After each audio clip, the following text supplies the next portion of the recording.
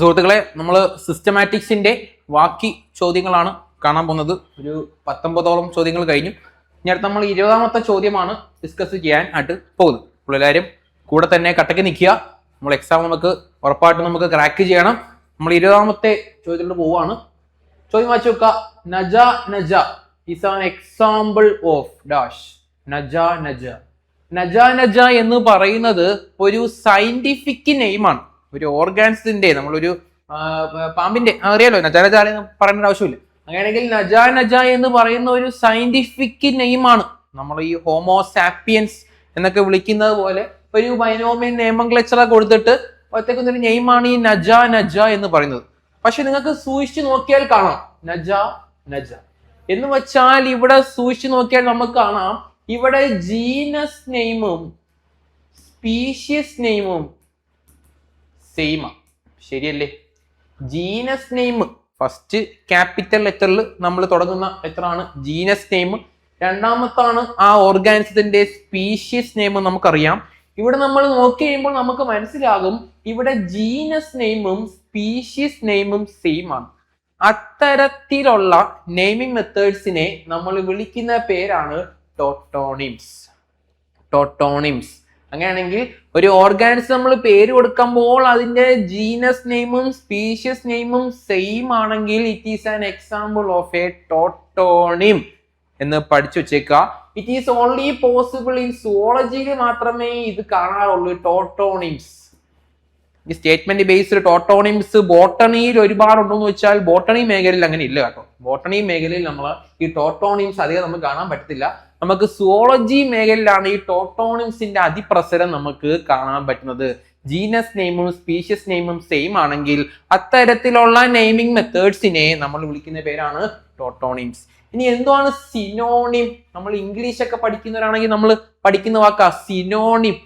Synonym നമ്മൾ മലയാളത്തിൽ പറയുകയാണെങ്കിൽ നമ്മൾ പര്യായം എന്നൊക്കെ വിളിക്കും. പര്യായം നമ്മൾ ചെറിയ ക്ലാസ്സിലൊക്കെ പര്യായ പദം എന്നൊക്കെ പറഞ്ഞ് പഠിച്ചിട്ടുണ്ട്. എന്താണ് സിനോണിം എന്നറിയാമോ? സിനോണിം എന്ന് വെച്ച് കഴിഞ്ഞാൽ ഒരു ഓർഗാനിസം യെസ് എന്ന് പറയുന്ന ABCD കട്ട് മറുത്ത് കാണും. യെസ് എന്ന് പറയുന്ന ഒരു ഓർഗാനിസം, ആ ഓർഗാനിസത്തിന് ഇഷ്ടം പോലെ പേരുകളുണ്ട്. ഇപ്പൊ നമുക്ക് തന്നെ നമ്മളെ വീട്ടിലൊരു പേര്, സ്കൂളിൽ പോയ ഒരു പേര്, അങ്ങനെ കാണും. സ്കൂളിൽ ഒരു പേര്, പിന്നെ അതുകൂടാതെ വട്ടപ്പേരുകൾ കാണും. അപ്പോൾ ഒരു ഓർഗാനിസത്തിന് തന്നെ ഇഷ്ടം പോലെ പേര്, ഒരു നെയിമുണ്ട്, രണ്ട് നെയിമുണ്ട്, ഇഷ്ടം പോലെ നെയിമുകൾ. ഒരു ഓർഗാനിസം, സിംഗിൾ ഓർഗാനിസത്തിന് ഇഷ്ടം പോലെ പേരുകൾ ഉണ്ടെങ്കിൽ ദാറ്റ് പ്രോപ്പർട്ടീസ് കാൾഡ് സിനോണിംസ്. നമുക്കൊക്കെ സിനോണിംസ് ഉണ്ട്. നമ്മളെ വീട്ടിലൊരു പേര് കാണും, ഒരു ഓമന പേര് കാണും, നമ്മളെ സ്കൂളിൽ സർട്ടിഫിക്കറ്റിൽ വേറൊരു പേര് കാണും, കൂട്ടുകാരൊക്കെ വിളിക്കുന്ന വേറൊരു പേരും കാണും. അപ്പോൾ അതാണ് സിനോണിംസ്. നമ്മൾ ഒരാൾക്ക് തന്നെ ഇഷ്ടം പോലെ പേരുകൾ ഉണ്ടാകുന്നു.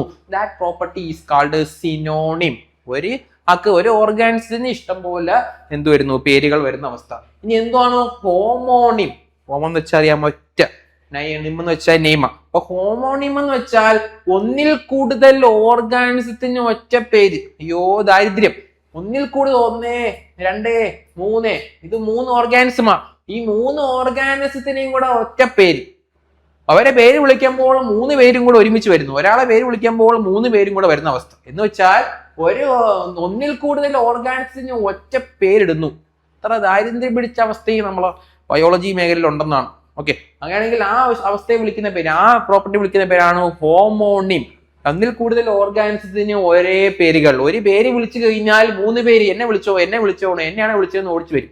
എന്ന് വെച്ച് കഴിഞ്ഞാൽ ഒന്നിൽ കൂടുതൽ ഓർഗാനിസത്തിന് ഒരേ പേര് കൊടുക്കുന്ന ആ പ്രോപ്പർട്ടിയാണ്. നമുക്ക് പേര് ഷോർട്ടേജ് ആവുന്നത് അങ്ങനെ ഇടാം, അങ്ങനെയൊന്നും അല്ല. അങ്ങനെ പണ്ടുള്ള സമയത്തൊക്കെയാണ് ഇത് ഉള്ളതായിട്ടുള്ളത്. ഇപ്പൊ അങ്ങനെ ഇടാറില്ല. ഓക്കെ, അങ്ങനെയാണെങ്കിൽ ഒന്നിൽ കൂടുതൽ ചില അറിയത്തില്ല, ഒരു ഓർഗാനിസത്തിന് 2-3 പേരൊക്കെ വിളിച്ചോണ്ടിരിക്കും ഇപ്പോഴും. അങ്ങനെയാണെങ്കിൽ ഓരോ ഓർഗാനിസത്തിന് തന്നെ ഒന്നിൽ കൂടുതൽ ഓർഗാനിസത്തിന് ഒരേ പേര് വരുന്നു. അതാണ് ഹോമോണിം എന്ന് പറയുന്ന കണ്ടീഷൻ. ഇപ്പോൾ ടോട്ടോണിമിന്ന് ക്വസ്റ്റ്യൻ പ്രതീക്ഷിക്കാം, ഹോമോണിമിന്ന് ക്വസ്റ്റ്യൻ പ്രതീക്ഷിക്കാം, സിനോണിമിന്നും ക്വസ്റ്റ്യൻ പ്രതീക്ഷിക്കാം. 3 ഓപ്ഷൻസ് പഠിച്ചു വെച്ചേക്കുക. ഓക്കെ, മനസ്സിലായെന്ന് വിശ്വസിക്കുന്നു. നമ്മൾ 21ാമത്തെ ചോദ്യത്തിലോട്ട് പോവാം. Species are human constructs, only individuals exist. This idea is explained in which species concept? നമുക്ക് സിസ്റ്റമാറ്റിക്സിന് ഏറ്റവും കൂടുതൽ ക്വസ്റ്റ്യൻസ് നമ്മൾ കാണുന്നതാണല്ലേ. സ്പീഷീസ് കോൺസെപ്റ്റിൽ നിന്ന് നമുക്ക് ഇഷ്ടംപോലെ ക്വസ്റ്റ്യൻസ് പ്രതീക്ഷിക്കാം. ഇഷ്ടംപോലെ സ്പീഷീസ് കോൺസെപ്റ്റുകളുണ്ട്. അത് ഓരോന്നിൽ നിന്നും അവർ എടുത്തെടുത്ത് ഓരോ വർഷവും ഓരോ സ്പീഷീസ് കോൺസെപ്റ്റിൽ നിന്ന് ഇഷ്ടംപോലെ ക്വസ്റ്റ്യൻസ് അവർ ഇടാറുണ്ട്. അങ്ങനെയാണെങ്കിൽ ഇതിൽ നിന്ന് അവരവരുടെ കോഡ്സ് വരെ ഇപ്പോൾ ഇടാറുണ്ട്. ഇപ്പോൾ ചോദിച്ചു മടുത്തോണ്ട് കോഡ്സ് വരെ, സയന്റിസ്റ്റിന്റെ കോഡ്സ് വരെ കോട്ട് ചെയ്ത് എക്സാമിന് ഇപ്പോൾ ഇടാറുണ്ട്. അപ്പോൾ അങ്ങനെയാണെങ്കിൽ ഇത് നോക്കുക, സ്പീഷീസ് ആർ ഹ്യൂമൻ കൺസ്ട്രക്ട്. ഇവിടെ മണ്ടന്മാരെ, സ്പീഷീസ് എന്ന് പറയുന്ന വസ്തുക്കളൊന്നും ഇല്ല, അതൊക്കെ മനുഷ്യന്മാരുണ്ടാക്കിയ മനുഷ്യന്മാർ പറഞ്ഞ സംഭവങ്ങളാണ്. ഈ സ്പീഷീസ് എന്ന വാക്കുകളൊന്നും ഇല്ല, എല്ലാവരും ഇൻഡിവിജ്വൽസ് ആണ്. ഓരോരുത്തരും, ഞാനൊരു ഇൻഡിവിജ്വൽ, നീ വേറെ ഇൻഡിവിജ്വൽ, മറ്റവൻ വേറെ ഇൻഡിവിജ്വൽ. ഇങ്ങനെ സ്പീഷീസ് എന്ന വാക്ക് തന്നെ മനുഷ്യന്മാർ ചുമ്മാ കൊണ്ടുവന്നാണ്. അങ്ങനെ ഒരു മനുഷ്യ സ്പീഷീസ് ഒന്നും ഇല്ല, ഓരോരുത്തരും ഇൻഡിവിജ്വലാ. മനുഷ്യന്മാർ തന്നെ ഓരോന്നമാരും ഓരോ ഇൻഡിവിജ്വൽസ് ആണ്. അങ്ങനെ സ്പീഷീസ് എന്ന സംഭവമൊന്നുമില്ല. ഇറ്റ് ഈസ് ആർട്ടിഫിഷ്യൽ ആണ്. അതൊരു ഹ്യൂമൻ കൺസ്ട്രക്ട് അല്ലെങ്കിൽ ആർട്ടിഫിഷ്യൽ ആണ്. യഥാർത്ഥത്തിൽ സ്പീഷീസ് എന്ന് പറയുന്ന സംഭവമേ ഇല്ല. ഓരോരുത്തവരും ഇൻഡിവിജ്വൽ ആണ് എന്ന് പറയുന്ന സ്പീഷീസ് കോൺസെപ്റ്റ് ആണ് നോമിനലിസ്റ്റിക് സ്പീഷീസ് കോൺസെപ്റ്റ്. ഈ ലോകത്ത് ഓരോരുത്തരും ഓരോ ഇൻഡിവിജ്വൽസ് ആണ്. ഇവരൊരു സ്പീഷീസ്, അവരൊരു ഇത് ഹോമോസാപ്പിയൻസ്, മറ്റേത് കൊക്കോസ് ന്യൂസിഫറ, ഇത് മാജിഫറ ഇൻഡിക്ക, അങ്ങനെ നമ്മൾ ഓരോ സ്പീഷീസും പറയാൻ പറ്റത്തില്ല. ഈ ലോകത്തുള്ള ഓരോരുത്തരും ഓരോ ഇൻഡിവിജ്വൽസ് ആണ്. ഓരോ മനുഷ്യന്മാരും ഓരോ ഇൻഡിവിജ്വൽസ് ആണ്. സ്പീഷീസ് എന്ന സംഭവം തന്നെ മനുഷ്യന്മാർ ചുമ്മാ ഉണ്ടാക്കി വെച്ചതാണ് എന്നൊക്കെ പറഞ്ഞ സ്പീഷീസ് കോൺസെപ്റ്റ് ആണ് നമ്മുടെ നോമിനലിസ്റ്റിക് സ്പീഷീസ് കോൺസെപ്റ്റ്. ഓക്കെ, ഈ നോമിനലിസ്റ്റിക് സ്പീഷീസ് കോൺസെപ്റ്റ് കൊണ്ടുവന്ന സയന്റിസ്റ്റുകളാണ് വില്യം ഓഫ് ഒക്കം. ഇത്ര വലിയ ആള് സംഭവത്തിന്റെ പേരും പഠിക്കുക, വില്യം ഓഫ് ഒക്കം എന്ന് പറയുന്ന സയന്റിസ്റ്റ്. ഈ ഒക്കം അല്ലെങ്കിൽ OCCAM ഉപയോഗിക്കാറുണ്ട്. അപ്പോൾ വില്യം ഓഫ് ഒക്കം എന്ന് പറയുന്ന സയന്റിസ്റ്റ് ആണ് ഈ നോമിനലിസ്റ്റിക് സ്പീഷീസ് കോൺസെപ്റ്റിന്റെ വക്താവ്. ബയോളജിക്കൽ സ്പീഷീസ് കോൺസെപ്റ്റ് കൊണ്ടുവന്ന് അറിയാം. ഒന്നിൽ ഓപ്ഷനിൽ ജോർദാൻ കാണും, അല്ലെങ്കിൽ മേയർ, ഏർണസ്റ്റ് മേയർ ഒക്കെ കാണും. ജോർദാൻ, മേയർ ഒക്കെ കൊണ്ടുവന്ന കോൺസെപ്റ്റ് ആണ് ബയോളജിക്കൽ സ്പീഷീസ് കോൺസെപ്റ്റ്. ഇനി എന്തുവാണ് ഈ കോമ്പോസിറ്റ് സ്പീഷീസ് കോൺസെപ്റ്റ്? കേട്ടിട്ടുണ്ടോ? Composite species concept. ഇത് കൊണ്ടുവന്ന സയന്റിസ്റ്റിന്റെ പേര് ഞാൻ ആദ്യം പറഞ്ഞുതരാം. ഇത് കൊണ്ടുവന്നത് കോർണറ്റ് എന്ന് പറയുന്ന സയന്റിസ്റ്റ്. അപ്പോൾ കൊണ്ടുവന്നത് കോർണറ്റ് എന്ന് പറയുന്ന സയന്റിസ്റ്റ് ആണ് ഇത് കൊണ്ടുവന്നത്. ഈ കോമ്പോസിറ്റ് സ്പീഷീസ് കോൺസെപ്റ്റ് അത് പറഞ്ഞു വെച്ച് കഴിഞ്ഞാൽ ഇവര് അങ്ങനെ ഒരേ സ്പീഷീസ്, ബയോളജിക്കൽ സ്പീഷീസ് കോൺസെപ്റ്റ് പറയുന്നു എന്തുവാ, species are organism that reproductively isolated and can interbreed themself എന്നൊക്കെ പറഞ്ഞു. ഇവര് കോമ്പോസിറ്റിൽ പറയുന്നത് ഇവര് ബയോളജിക്കൽ സ്പീഷീസ് കോൺസെപ്റ്റിനെയും മോർഫോളജിക്കൽ സ്പീഷീസ് കോൺസെപ്റ്റിനെയും ഇനി ഫൈലോജനറ്റിക് ഉണ്ട്, ഫൈലോജനറ്റിക് സ്പീഷീസ് കോൺസെപ്റ്റിനെയും 2-3 സ്പീഷീസ് കോൺസെപ്റ്റ് എടുത്തിട്ട് അതിൽ നിന്ന് ഇവർക്ക് ഇഷ്ടപ്പെട്ട സംഭവങ്ങളൊക്കെ എടുത്തിട്ട് ഉണ്ടാക്കിയെടുത്ത പുതിയൊരു സ്പീഷീസ് കോൺസെപ്റ്റ് ആണ് കോമ്പോസിറ്റ് സ്പീഷീസ് കോൺസെപ്റ്റ്. നമ്മളൊക്കെ ഈ അവിയലൊക്കെ വെക്കുന്ന പോലെ എല്ലാം കുറച്ചു എടുക്കത്തില്ല, അതേപോലെ ബയോളജിക്കൽ സ്പീഷീസ് കോൺസെപ്റ്റിന്റെ ഐഡിയാസ്, മോർഫോളജിക്കൽ സ്പീഷീസ് കോൺസെപ്റ്റിന്റെ ഐഡിയാസ്, ഇനി ഫൈലോജനറ്റിക് സ്പീഷീസ് കോൺസെപ്റ്റ് ഉണ്ട്, എവല്യൂഷനൊക്കെ പറ്റി പറയുന്നു, അതിന്റെ ഐഡിയാസ്, ഇതെല്ലാം കൂടെ കുറച്ച് ഐഡിയാസ് എല്ലാം കൂടെ മിക്സ് ചെയ്തിട്ട് അവിയൽ പരുവത്തിൽ എടുത്തു വെച്ചിട്ട് ആ പറഞ്ഞ സ്പീഷീസ് കോൺസെപ്റ്റ് ആണ് എന്ത്, നമ്മുടെ composite species concept. Okay, composite species concept മനസ്സിലായി വിചാരിക്കുന്നു. അപ്പൊ കോമ്പോസിറ്റ് സ്പീഷീസ് കോൺസെപ്റ്റിന്റെ പ്രധാനപ്പെട്ട വക്താവാണ് Cornet. Composite species concept was put forward by Cornet. Okay, nominalistic species concept was put forward by William of Occam. Question പേപ്പറിൽ ചിലപ്പോൾ ഒക്കം എന്നേ കാണത്തുള്ളൂ, OCCAM ഒക്കം അല്ലെങ്കിൽ OCKHAM ഒക്കം. അങ്ങനെയാണെങ്കിൽ ഒക്കം കൊണ്ടുവന്നതാണ് നമ്മളെ നോമിനലിസ്റ്റിക്. ഇനി ഇടയിൽ ഒരാളുടെ റെക്കഗ്നീഷൻ സ്പീഷീസ് കോൺസെപ്റ്റ് കൊണ്ടുവന്ന സയന്റിസ്റ്റ് ആണ് പെറ്റേഴ്സൺ. ഇവരൊക്കെ വലിയ വലിയ പേരുകളുണ്ട്, നമ്മൾ ആ ജസ്റ്റ് 1 വാക്ക് പേര് ഓർത്തു വെക്കുക. അപ്പോൾ റെക്കഗ്നീഷൻ സ്പീഷീസ് കോൺസെപ്റ്റ് എന്ന് പറയുന്ന കോൺസെപ്റ്റ് കൊണ്ടുവന്നാണ് Peterson. Biological species concept Jordan Mayr. Composite species concept Cornet. Nominalistic species concept William Occam. ഇനി റെക്കഗ്നീഷൻ സ്പീഷീസ് കോൺസെപ്റ്റ് പെറ്റേഴ്സൺ. ഇനി എന്തുവാണ് റെക്കഗ്നീഷൻ സ്പീഷീസ് കോൺസെപ്റ്റ്? ഓരോരുത്തർ റെക്കഗ്നൈസ് ചെയ്യാറുണ്ട്. ഇപ്പൊ ഞാൻ നിങ്ങളെ ഇപ്പോൾ ഈ ക്ലാസ് എടുക്കുന്നു, നിങ്ങൾ എവിടെയെങ്കിലും ഇനി അടുത്ത ക്ലാസ്, ഇനി എന്റെ ക്ലാസ് വരുമ്പോൾ നിങ്ങൾ പറയും അന്ന് എവല്യൂഷനും സിസ്റ്റമാറ്റിക്സും പഠിപ്പിച്ച ആളാണല്ലോ ഇത്, എന്നൊക്കെ എന്നെ റെക്കഗ്നൈസ് ചെയ്യാൻ പറ്റും, തിരിച്ചറിയാൻ പറ്റും. അത് തന്നെയാണ് റെക്കഗ്നീഷൻ എന്ന് വെച്ചാൽ. റെക്കഗ്നീഷൻ സ്പീഷീസ് കോൺസെപ്റ്റ് പറയുന്നത് അങ്ങനെയാണ്.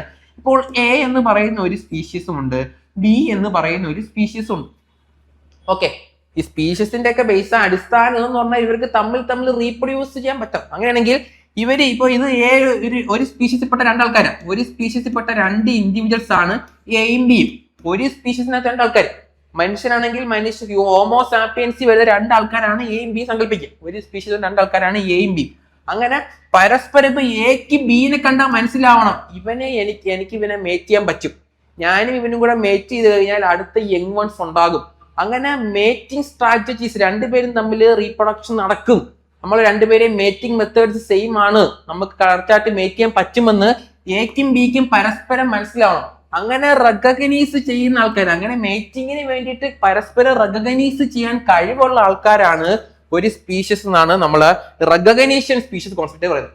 അപ്പോൾ റെക്കഗ്നീഷൻ സ്പീഷീസ് കോൺസെപ്റ്റ് പറയുന്നത് വെച്ച് കഴിഞ്ഞാൽ ഒരു സ്പീഷീസ് തന്നെ രണ്ടും ആൾക്കാർ കാണും. എന്ന് വെച്ചാൽ ആ എക്ക് എന്ന് പറയുന്ന ആൾക്ക് ബീനെ കാണുമ്പോൾ ഇത് എന്റെ മേറ്റാണ്, ഈ ബി എന്ന് പറയുന്നവൻ എന്റെ അതേ മേറ്റാണ്, എനിക്ക് ഇവനുമായിട്ട് മേറ്റ് ചെയ്യാൻ പറ്റും, നമുക്ക് റീപ്രൊഡക്ഷൻ നടക്കാൻ പറ്റും, നമുക്ക് യങ് വൺസ് ഉണ്ടാകും എന്ന് എക്ക് ബീനെ റെക്കഗ്നൈസ് ചെയ്യാൻ പറ്റണം. അതേപോലെ ബിക്ക് എനെ റെക്കഗ്നൈസ് ചെയ്ത് കഴിഞ്ഞാൽ നമുക്ക് പറയാം എയും ബിയും ഒരു സ്പീഷീസ് ആണ് എന്ന് പറയുന്നതാണ് നമ്മൾ റെക്കഗ്നീഷൻ സ്പീഷീസ് കോൺസെപ്റ്റ്. തമ്മിൽ അവർക്ക് റെക്കഗ്നൈസ് ചെയ്യാൻ കഴിവുള്ള ആൾക്കാരാണോ? തമ്മിൽ റെക്കഗ്നൈസ് ചെയ്തിട്ട് പുതിയ യങ് വൺസിനെ ഉണ്ടാക്കാൻ കഴിവുള്ളവരാണോ? എങ്കിൽ പിന്നെ നിങ്ങളെല്ലാം ഒരു സ്പീഷീസ് ആണെന്നാണ് നമ്മൾ റെക്കഗ്നീഷൻ സ്പീഷീസ് കോൺസെപ്റ്റ് പറയുന്നത്. അപ്പോൾ മേറ്റിങ്ങിന് വേണ്ടിയിട്ട് തമ്മിൽ റെക്കഗ്നൈസ് ചെയ്യാൻ കഴിവുള്ള ഓർഗാനിസത്തിനെയാണ് റെക്കഗ്നീഷൻ കാര്യം വിളിച്ചത്. It is a species. അവർ പറഞ്ഞു ഇങ്ങനെ റെക്കഗ്നൈസ് ചെയ്യാൻ കഴിവുള്ളവരാണ് ഒരു സ്പീഷീസ്. അങ്ങനെ നിങ്ങൾ പറഞ്ഞ പോലെ ബയോളജിക്കൽ അല്ല, കോമ്പോസ്റ്റ് അല്ല, ഒന്നും അല്ല. റെക്കഗ്നൈസ് ചെയ്യാൻ കഴിവുള്ള ആൾക്കാരെയാണ് നമ്മൾ സ്പീഷീസ് എന്ന് വിളിച്ചതാണ് റെക്കഗ്നീഷൻ സ്പീഷീസ് കോൺസെപ്റ്റ് പറഞ്ഞത്. അതിന് പ്രധാനപ്പെട്ട ആളെന്ന് പറഞ്ഞത് പെറ്റേഴ്സൺ ആണ്. അപ്പോൾ ഈ 4 സ്പീഷീസ് കോൺസെപ്റ്റ് മനസ്സിലായോ? നിങ്ങൾക്ക് ഈ 4 സ്പീഷീസ് കോൺസെപ്റ്റ് മനസ്സിലായോ? ബയോളജിക്കൽ സ്പീഷീസ് കോൺസെപ്റ്റ് മനസ്സിലായോ? ജോർദാന്റെ ഒക്കെ കോമ്പോസിറ്റ് മനസ്സിലായോ? അവിയൽ ഉണ്ടാക്കുന്ന പരിപാടി കോമ്പോസിറ്റ്. റെക്കഗ്നീഷൻ തമ്മിൽ റെക്കഗ്നൈസ് ചെയ്യുന്ന ആൾക്കാർ ആരാണോ അവരാണ് ഒരു സ്പീഷീസ്. ഇനി എന്താണ് നോമിലിസ്റ്റിക് സ്പീഷീസ് കോൺസെപ്റ്റ്? നമ്മൾ നേരത്തെ പറഞ്ഞതാ. ഓരോരുത്തർക്കും ഓരോ ഇൻഡിവിജ്വൽ വാല്യൂസ് കൊടുക്കുന്നു. ഓരോരുത്തർക്കും വാല്യൂസ് കൊടുത്തിട്ട് അല്ലെങ്കിൽ സ്കോർ കൊടുത്തിട്ട് ഓരോ സ്കോർ ഉള്ളവരൊക്കെ ഓരോ സ്പീഷീസ് ആണെന്നൊക്കെ പറഞ്ഞ് നേരത്തെ പറഞ്ഞതാ. അപ്പോൾ നോമിലിസ്റ്റിക് സ്പീഷീസ് കോൺസെപ്റ്റ് ഇത്രയൊക്കെയാണോ? അപ്പോൾ സ്പീഷീസ് കോൺസെപ്റ്റ് ചെയ്യുന്ന ചോദ്യങ്ങൾ നിരന്തരം കണ്ടിട്ടുണ്ട്. ഓരോന്നും ഇമ്പോർട്ടൻസ് കൊടുത്ത് പഠിക്കുക. ഓക്കെ, അടുത്ത ചോദ്യത്തോട് പോകും. ചോദ്യം, ഫാദർ ഓഫ് എക്സ്പെരിമെന്റൽ ടാക്സോണമി. 22ാമത്തെ ചോദ്യമാണ്. Father of experimental taxonomy. 22th question. Experimental ടാക്സോണമിയുടെ ഫാദർ. എക്സ്പെരിമെന്റൽ ടാക്സോണമിയുടെ ഫാദർ കേട്ടാൽ നമ്മൾ ചിലപ്പോൾ ഇത് എഴുതും, കാൾ ലിനേഴ്സ് എഴുതും. പക്ഷേ എക്സ്പെരിമെന്റൽ ടാക്സോണമി ഇത് എന്ത് പുതിയ വല്ല സംഭവമാണോ? ഇത് പുതിയ വല്ല സംഭവമാണോ എന്നൊക്കെ വെച്ചിട്ട് നമുക്ക് സംശയങ്ങൾ വരും. എക്സ്പെരിമെന്റൽ ടാക്സോണമിയുടെ വേറൊരു പേര് കേൾക്കുമ്പോൾ നമുക്ക് എളുപ്പമായിട്ട് തോന്നും experimental taxonomy is also known as systematics. സിസ്റ്റമാറ്റിക്സിന്റെ വേറൊരു പേരാണ് എക്സ്പെരിമെന്റൽ ടാക്സോണമി. സിസ്റ്റമാറ്റിക്സ് നമുക്കറിയാം, study of living organism and their phylogenetic relationship അല്ലെങ്കിൽ ദെയർ എവല്യൂഷണറി റിലേഷൻഷിപ്പ്. ഒരു ഓർഗാനിസത്തിന്റെ ഡൈവേഴ്സിറ്റിയും അതിന്റെ എവല്യൂഷനും പഠിക്കുന്ന ബ്രാഞ്ചാണ് സിസ്റ്റമാറ്റിക്സ്. നമുക്കറിയാം. ആ സിസ്റ്റമാറ്റിക്സിന്റെ വേറൊരു പേരാണെന്ത്? Experimental taxonomy. ആ എക്സ്പെരിമെന്റൽ ടാക്സോണമിയുടെ ഫാദർ ആരെന്ന് വെച്ചാൽ നമ്മളെ കാൾ ലിനേഴ്സ് ആണ്. എക്സ്പെരിമെന്റൽ ടാക്സോണമിയുടെ ഫാദറും നമ്മളെ കാൾ ലിനേഴ്സ് ആണ്. ടാക്സോണമിയുടെ ഫാദറും എല്ലാം അയാൾ തന്നെയാണ്. അപ്പോൾ ഇത് തിരിഞ്ഞു പോലും എക്സ്പെരിമെന്റൽ ടാക്സോണമി നീക്കുമ്പോൾ ഇത് വേറെ എന്തോ സംഭവമാണെന്നൊക്കെ ഓർത്തിരിക്കല്ലോ. അപ്പോൾ എക്സ്പെരിമെന്റൽ ടാക്സോണമി നമ്മളെ സിസ്റ്റമാറ്റിക്സിന്റെ വേറൊരു പേരാണ്. അപ്പോൾ അത് നമ്മൾ കണക്ട് ചെയ്തും ക്വസ്റ്റ്യൻ വരാം. എക്സ്പെരിമെന്റൽ ടാക്സോണമിയും സിസ്റ്റമാറ്റിക്സും ഒന്നാണെന്ന് എഴുതി വെച്ച് നോക്കണം. ഓക്കെ, അടുത്ത ചോദ്യം. ഇതൊരു ഡയറക്റ്റ് ക്വസ്റ്റ്യൻ ആയിരുന്നു, അത് അറിയാവുന്നവർക്ക് എഴുതാൻ പറ്റും. Okay, taxonomy keying out means what? എന്താണ് കീയിങ് ഔട്ട്? കീയിങ് ഔട്ട് നമ്മൾ നേരത്തെ പറഞ്ഞതാണ്. നമ്മൾ നേരത്തെ പറഞ്ഞത് അറിയായിരിക്കും. കീയിങ് ഔട്ട് എന്ന് വെച്ചാൽ എന്തുകൊണ്ടാണ്? ടാക്സ് ഒരു ഓർഗാനിസത്തിനെ നമ്മൾ പുതുതായിട്ട് കണ്ടുപിടിച്ചു, ഒരു ഓർഗാനിസത്തിനെ നമുക്ക് പുതുതായിട്ട് കിട്ടി. നമ്മൾ ആദ്യമേ ചെയ്യുന്ന എന്താണ്? നമ്മൾ നേരത്തെ പറഞ്ഞ പോലെ ടാക്സോണമിക് കീ വെച്ചിട്ട്, നേരത്തെ പറഞ്ഞ ഡൈക്കോട്ടോമസ് കീയോ എന്തോ കീ വെച്ചിട്ട് ആ ഓർഗാനിസിനെ ഐഡന്റിഫൈ ചെയ്യുന്നു. ആ ഓർഗാനിസിനെ ഐഡന്റിഫൈ ചെയ്യുന്ന ആ പ്രോസസിനെ വിളിക്കുന്ന പേരാണ് കീയിങ് ഔട്ട്. നമ്മൾ കീ ഒക്കെ തുറന്നു വെച്ച് ബുക്ക് കീ ഒക്കെ തുറന്നു വെച്ചിട്ട് ഓരോ സ്റ്റേറ്റ്മെന്റ് ഇങ്ങനെ നോക്കുന്നു, വായിക്കുന്നു, ഇന്ന ഓർഗാനിസം ആണെന്ന് കണ്ടുപിടിക്കുന്നു. ആ പ്രോസസ്സിനെ നമ്മൾ വിളിക്കുന്ന പേരാണ് കീയിങ് ഔട്ട്. അപ്പോൾ അയാള് കീയിങ് ഔട്ട് ചെയ്തുകൊണ്ടിരിക്കുകയാണ് എന്ന് വെച്ചാൽ എന്തുവാ? അയാള് ഒരു ഓർഗാനിസിനെ കണ്ടുപിടിച്ചിട്ട് എന്ത് ചെയ്യുന്നു? കീ നോക്കിയിട്ട് ഇങ്ങനെ ഏത് ഫൈലത്തിൽ വരുന്നതാണ്, ഏത് ക്ലാസ്സിൽ വരുന്നതാണ്, ഏത് ഓർഡറിൽ വരുന്നതാണ് എന്നൊക്കെ കണ്ടുപിടിച്ചുകൊണ്ടിരിക്കുവാണെങ്കിൽ, ഇങ്ങനെ നോക്കിക്കൊണ്ടിരിക്കുകയാണെങ്കിൽ നമുക്ക് പറയാം അയാൾ ഏർപ്പെട്ട പ്രോസസ് ഏതാ? അയാൾ കീയിങ് ഔട്ട് ഏർപ്പെട്ടുകൊണ്ടിരിക്കുകയാണ്. അപ്പോൾ കീയിങ് ഔട്ട് എന്ന ടാക്സോണമി എന്ന് വെച്ചാൽ ഒരു ഓർഗാനിസത്തിനെ ഐഡന്റിഫൈ ചെയ്യുവാണ് with the help of taxonomic keys. അയാൾക്ക് ഇഷ്ടമുള്ള കീ ഉപയോഗിക്കാം. ഡൈക്കോട്ടമസ് ഉപയോഗിക്കാം, അയാൾക്ക് ഇനി പോളിക്ലേവ് കീ ആണെങ്കിൽ അത് ഉപയോഗിക്കാം, ഏത് കീ വേണമെങ്കിലും ഉപയോഗിക്കാം. ഏതെങ്കിലും കീ വെച്ചിട്ട് ഓർഗാനിസിനെ ഐഡന്റിഫൈ ചെയ്യുന്ന പ്രോസസ്സിനെ വിളിക്കുന്ന പേരാണ് കീയിങ് ഔട്ട്. ഓക്കെ, അപ്പോൾ കീയിങ് ഔട്ട് ബന്ധപ്പെട്ട് ഈ ടേംസ് ഓഫ് ഇതേ സിമ്പിൾ ആയിട്ട് ചോദിക്കത്തില്ല, അവർ വേണമെങ്കിൽ പല പല ക്വസ്റ്റ്യൻ ചോദിക്കാം. അപ്പോൾ കീയിങ് ഔട്ട് എന്ന് നമ്മൾ ഓർത്ത് വെച്ചോണം. ടാക്സോണമിക്കകത്ത് വരുന്ന ഒരു വാക്കാണ് നമ്മൾ മനസ്സിൽ വേണം. Identify using keys. അടുത്ത ചോദ്യം 24ാമത്തെ ചോദ്യം. ഇതൊക്കെ ഡയറക്റ്റ് ക്വസ്റ്റ്യൻസ് ആണ്. The starting point of zoological nomenclature. Starting point എന്ന് വെച്ചാൽ എന്നാണ് ഈ നോമൻക്ലേച്ചർ എന്ന പരിപാടി സുവോളജിയിൽ തുടങ്ങിയത്? Zoology nomenclature means naming. Nomenclature means naming. പേരിടൽ ചടങ്ങ് എന്നാണ് സുവോളജിയിൽ തുടങ്ങി. സുവോളജിയിൽ എന്നാണ് ഈ ചടങ്ങ് തുടങ്ങിയെന്ന് വെച്ച് കഴിഞ്ഞാൽ ഏത് വർഷം എന്ന് വെച്ച് കഴിഞ്ഞാൽ 1758. എന്തുകൊണ്ട്? അന്നാണ് നമ്മളെ കാൾ ലിനേഴ്സ് സിസ്റ്റമേ നാച്ചുറേ എന്ന് പറയുന്ന ബുക്കൊക്കെ കൊണ്ടുവന്നത്. സിസ്റ്റമേ നാച്ചുറേ എന്ന് പറയുന്ന ബുക്കൊക്കെ കൊണ്ടുവന്ന അന്നാണ്. അതിന്റെ ഫലമായിട്ടാണ് നമ്മൾ നോമൻക്ലേച്ചർ തുടങ്ങിയതും ബൈനോമിയൽ നോമൻക്ലേച്ചർ നമ്മളെ കാൾ ലിനേഴ്സ് പുട്ട് ഫോർവേഡ് ചെയ്തതും.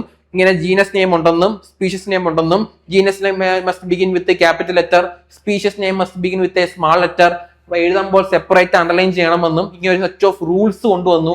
ബൈനോമിയൽ നോമൻക്ലേച്ചർ എന്ന റൂൾസ് കൊണ്ടുവന്നു. അങ്ങനെയൊക്കെ എഴുതിയ സിസ്റ്റമേ നാച്ചുറൽ എന്ന് പറയുന്ന ബുക്കൊക്കെ നമ്മളെ Carl Linnaeus, father of taxonomy, Carl Linnaeus കൊണ്ടുവന്ന വർഷം 1758. അന്ന് തൊട്ടാണ് നമ്മൾ സുവോളജിയിൽ പേരിടാൻ പറ്റും എന്നൊക്കെ പറഞ്ഞ, അല്ലെ പേരിടാൻ ഒരുപാട് ആശങ്ക മുമ്പുണ്ടായിരുന്നു. ഒരുപാട് നെയിമിംഗ് മെത്തേഡ്സ് ഉണ്ടായിരുന്നു. ഒഫീഷ്യലായിട്ട് സുവോളജി നോമൻക്ലേച്ചർ ബിഗിൻ ചെയ്ത വർഷം ഏതെന്ന് വെച്ച് കഴിഞ്ഞാൽ 1758. നമ്മളെ ചോദിക്കാനത് ഇടയ്ക്കിടയ്ക്ക് ഇയറുകൾ ചോദിക്കാറുണ്ട് കേട്ടോ. ചില ഇയേഴ്സ് നമുക്ക് ചോദിക്കാറുണ്ട്.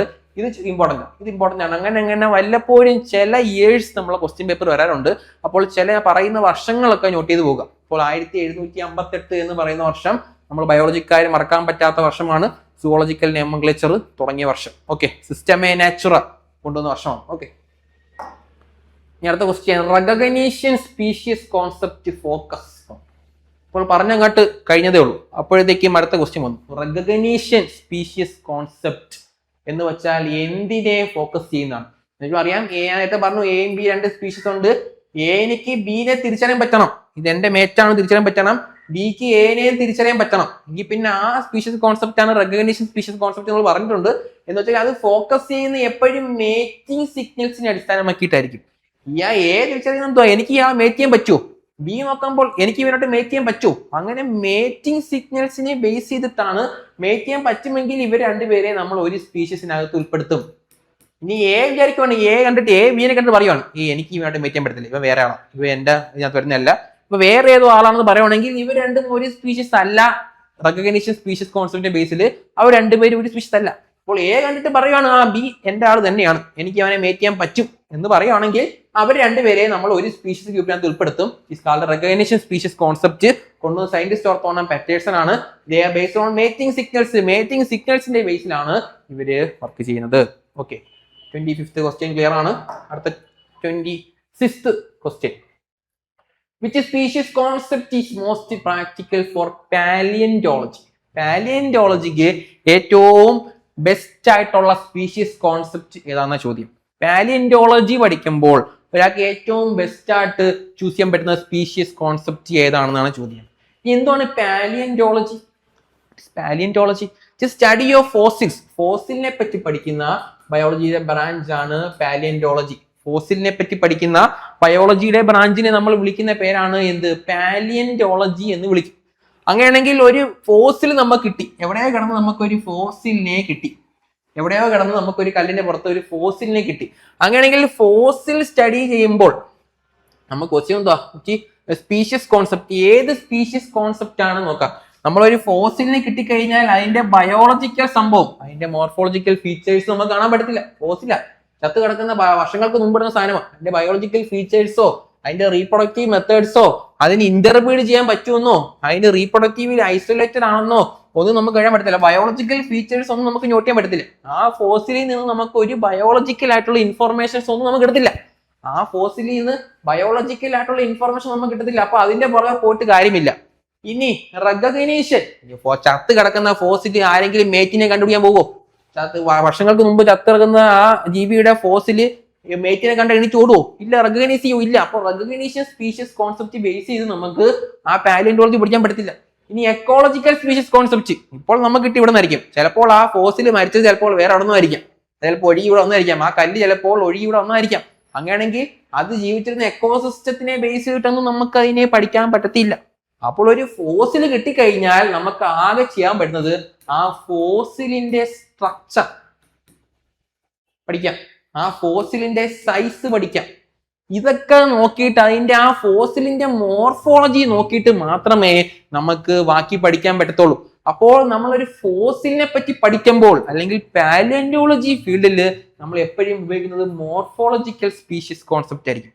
ഇപ്പോൾ ഒരു ഫോസിൽ കിടക്കുവാണെങ്കിൽ അതിന് വിങ്സ് ഉണ്ട്, വിങ്സ് ഉണ്ടെങ്കിൽ അതിനൊരു ബേർഡിനാണ്, അതിന് ബീക്ക് ഉണ്ട്, ഓക്കെ, അതൊരു ബേർഡിന്റെയാണ്. അതിന് ഫെദറിന്റെ അംശം അല്ലെങ്കിൽ ഫെദറിന്റെ ബോൺസ് ഒക്കെ ഉണ്ട്, അല്ലെങ്കിൽ ക്ലോസ് ഉണ്ട്. ഇതൊക്കെ എങ്ങനെയുള്ള ഫീച്ചേഴ്സ് ഒക്കെ നമുക്ക് ആ ഫോസിൽ കാണാൻ പറ്റും. ഇതൊക്കെ ആയിരിക്കും ചിലപ്പോൾ വിങ്സ്, ബീക്ക്, അങ്ങനെ എക്സ്റ്റേണൽ ആയിട്ടുള്ള ഫീച്ചേഴ്സ് മാത്രമേ നമുക്കൊരു ഫോസിൽ നിന്ന് കിട്ടത്തുള്ളൂ. അങ്ങനെയാണെങ്കിൽ ആ മോർഫോളജിക്കൽ ഫീച്ചേഴ്സ് വച്ചിട്ട് അല്ലെങ്കിൽ മോർഫോളജിക്കൽ സ്പീഷ്യസ് കോൺസെപ്റ്റ് മാത്രമേ നമുക്കൊരു പാലിയോന്റോളജി ഫീൽഡിൽ, ഒരു ഫോസിലുമായിട്ട് പഠിക്കാൻ പറ്റിയ ഫീൽഡിൽ നമുക്ക് മോർഫോളജിക്കൽ സ്പീഷ്യസ് കോൺസെപ്റ്റ് ഉപയോഗിക്കാൻ പറ്റത്തുള്ളൂ. നമുക്ക് വേറെ ഒന്നും ആപ്ലിക്കബിൾ അല്ല. ഏറ്റവും സ്യൂട്ടബിൾ ആണ് ഒരു MCQ ക്വസ്റ്റ്യൻ എന്ന് പറയുന്നത് best of the four. Morphological species കോൺസെപ്റ്റിനെ കാട്ടിയും അഡ്വാൻസ് ആയിട്ടുള്ള സ്പീഷ്യസ് കൊണ്ട് കാണും. ഈ 4 ഓപ്ഷനകത്ത് ഏറ്റവും ബെസ്റ്റ് ഏതാണോ അതാണ് നമ്മൾ ചൂസ് ചെയ്യേണ്ടത്.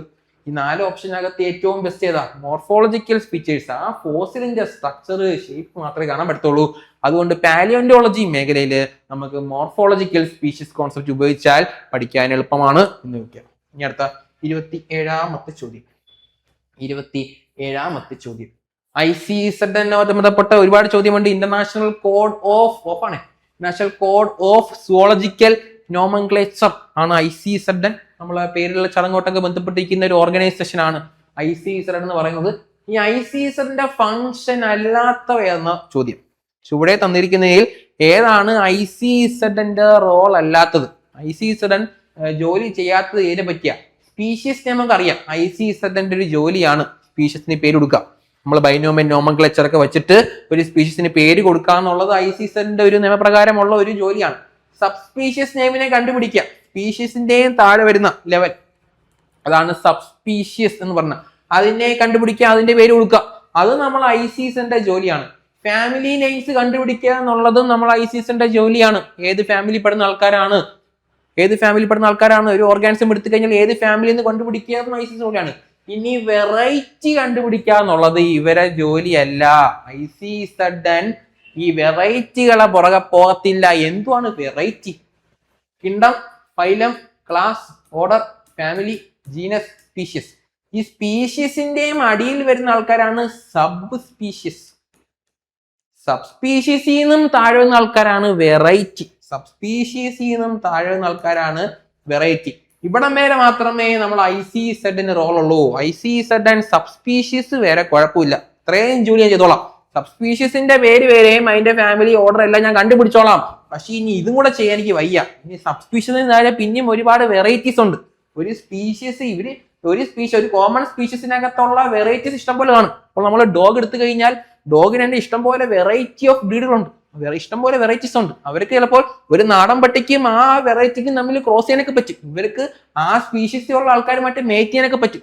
അപ്പോൾ ഒരു സ്പീഷ്യസ് എടുത്തു കഴിഞ്ഞാൽ ഇഷ്ടംപോലെ സബ് സ്പീഷ്യസും അതിനേക്കാളേറെ വെറൈറ്റീസും കാണും. ആ വെറൈറ്റീസിനെ എല്ലാം കൂടെ ഒരു ഡോഗ് എടുത്തു കഴിഞ്ഞാൽ ഇഷ്ടംപോലെ വെറൈറ്റീസ് നമ്മൾ പറയത്തില്ലേ, ആ വെറൈറ്റീസ് എല്ലാം കൂടെ പിന്നെ പേര് കൊടുക്കുന്ന ജോലിയും കൂടെ നമ്മൾ ICZനും ചെയ്യത്തില്ല. അപ്പോൾ ICZന്റെ ഫംഗ്ഷൻ അല്ലാതെ വെറൈറ്റികൾക്ക് പേര് കൊടുക്കുക എന്നുള്ളത് നമ്മൾ ICZന്റെ ഫംഗ്ഷൻ അല്ല. ഇവിടം വരെ ഇവര് ചെയ്തോളും, സ്പീഷ്യസ് സബ് സ്പീഷ്യസ് നെയിം വരെ ചെയ്തോളും. പക്ഷേ വെറൈറ്റിക്ക് പേര് കൊടുക്കുക എന്നുള്ളത് ICZ ജോലിയല്ല. അപ്പോൾ വെറൈറ്റി കംസ് ആഫ്റ്റർ. സബ് സ്പീഷ്യസിനും പിന്നെ താഴെയാണ് നമ്മളെ വെറൈറ്റി വരുന്നത്. വെറൈറ്റിക്ക് പേര് കൊടുക്കുന്നത് ICZന്റെ ജോലിയല്ല. ഓക്കെ, അത് ഒത്തോണം. അപ്പോൾ അത് ചോദിച്ചിട്ടുണ്ട്. ഓക്കെ, ഇതൊക്കെ പ്രീവിയസ് ക്വസ്റ്റ്യൻ ആണ്, ഇതെല്ലാം പ്രീവിയസ് ഇയർ ക്വസ്റ്റ്യൻസ് ആണ്. അപ്പോൾ ഇതൊക്കെ നോട്ട് ചെയ്തുകൊണ്ട് പോവുക. പെട്ടെന്ന് കാണുമ്പോൾ നമുക്ക് സബ് സ്പീഷ്യസ് ആണോ വെറൈറ്റി ആണോ എന്നൊക്കെ സംശയം വരും. അപ്പോൾ ആ സംശയം ഇപ്പോൾ തന്നെ തീർത്തു പോവുക. ഓക്കെ, അടുത്ത ചോദ്യം 28ാമത്തെ ചോദ്യമാണ്. Which taxonomic is most user friendly for beginners? ഒന്നും അറിയാത്ത ഒരാൾ, ഒന്നും അറിയത്തില്ല, ബയോളജി മേഖലയിൽ പുതുതാണ്, വലിയ സയന്റിസ്റ്റോ ആളോ ഒന്നും അല്ല, കുറച്ച് അറിവ് മാത്രമേ ഉള്ളൂ എങ്കിൽ പിന്നെ അയാൾ ഏത് കീ ഉപയോഗിക്കുന്നത് നല്ലത്?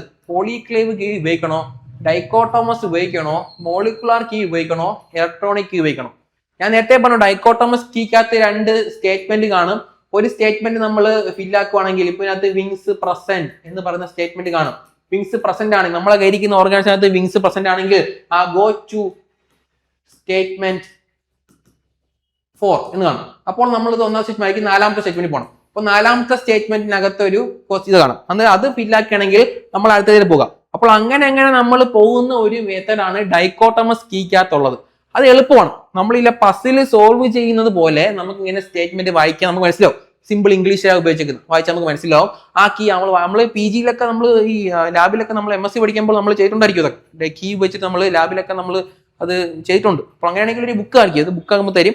അതിനകത്ത് പോലെ നമുക്ക് എന്ത് ചെയ്യാം, ഓരോ സ്റ്റേറ്റ്മെന്റ് വായിച്ചിട്ട് അടുത്ത സ്റ്റേറ്റ്മെന്റ് പോവുക. അങ്ങനെ അവസാനം ഫില്ല് ചെയ്ത് വരുമ്പോൾ നമുക്ക് ആ full kingdom, Faili, class, order എല്ലാം കിട്ടും. അതാണ് ഡൈക്കോട്ടോമസ് കീ. അത് എളുപ്പം.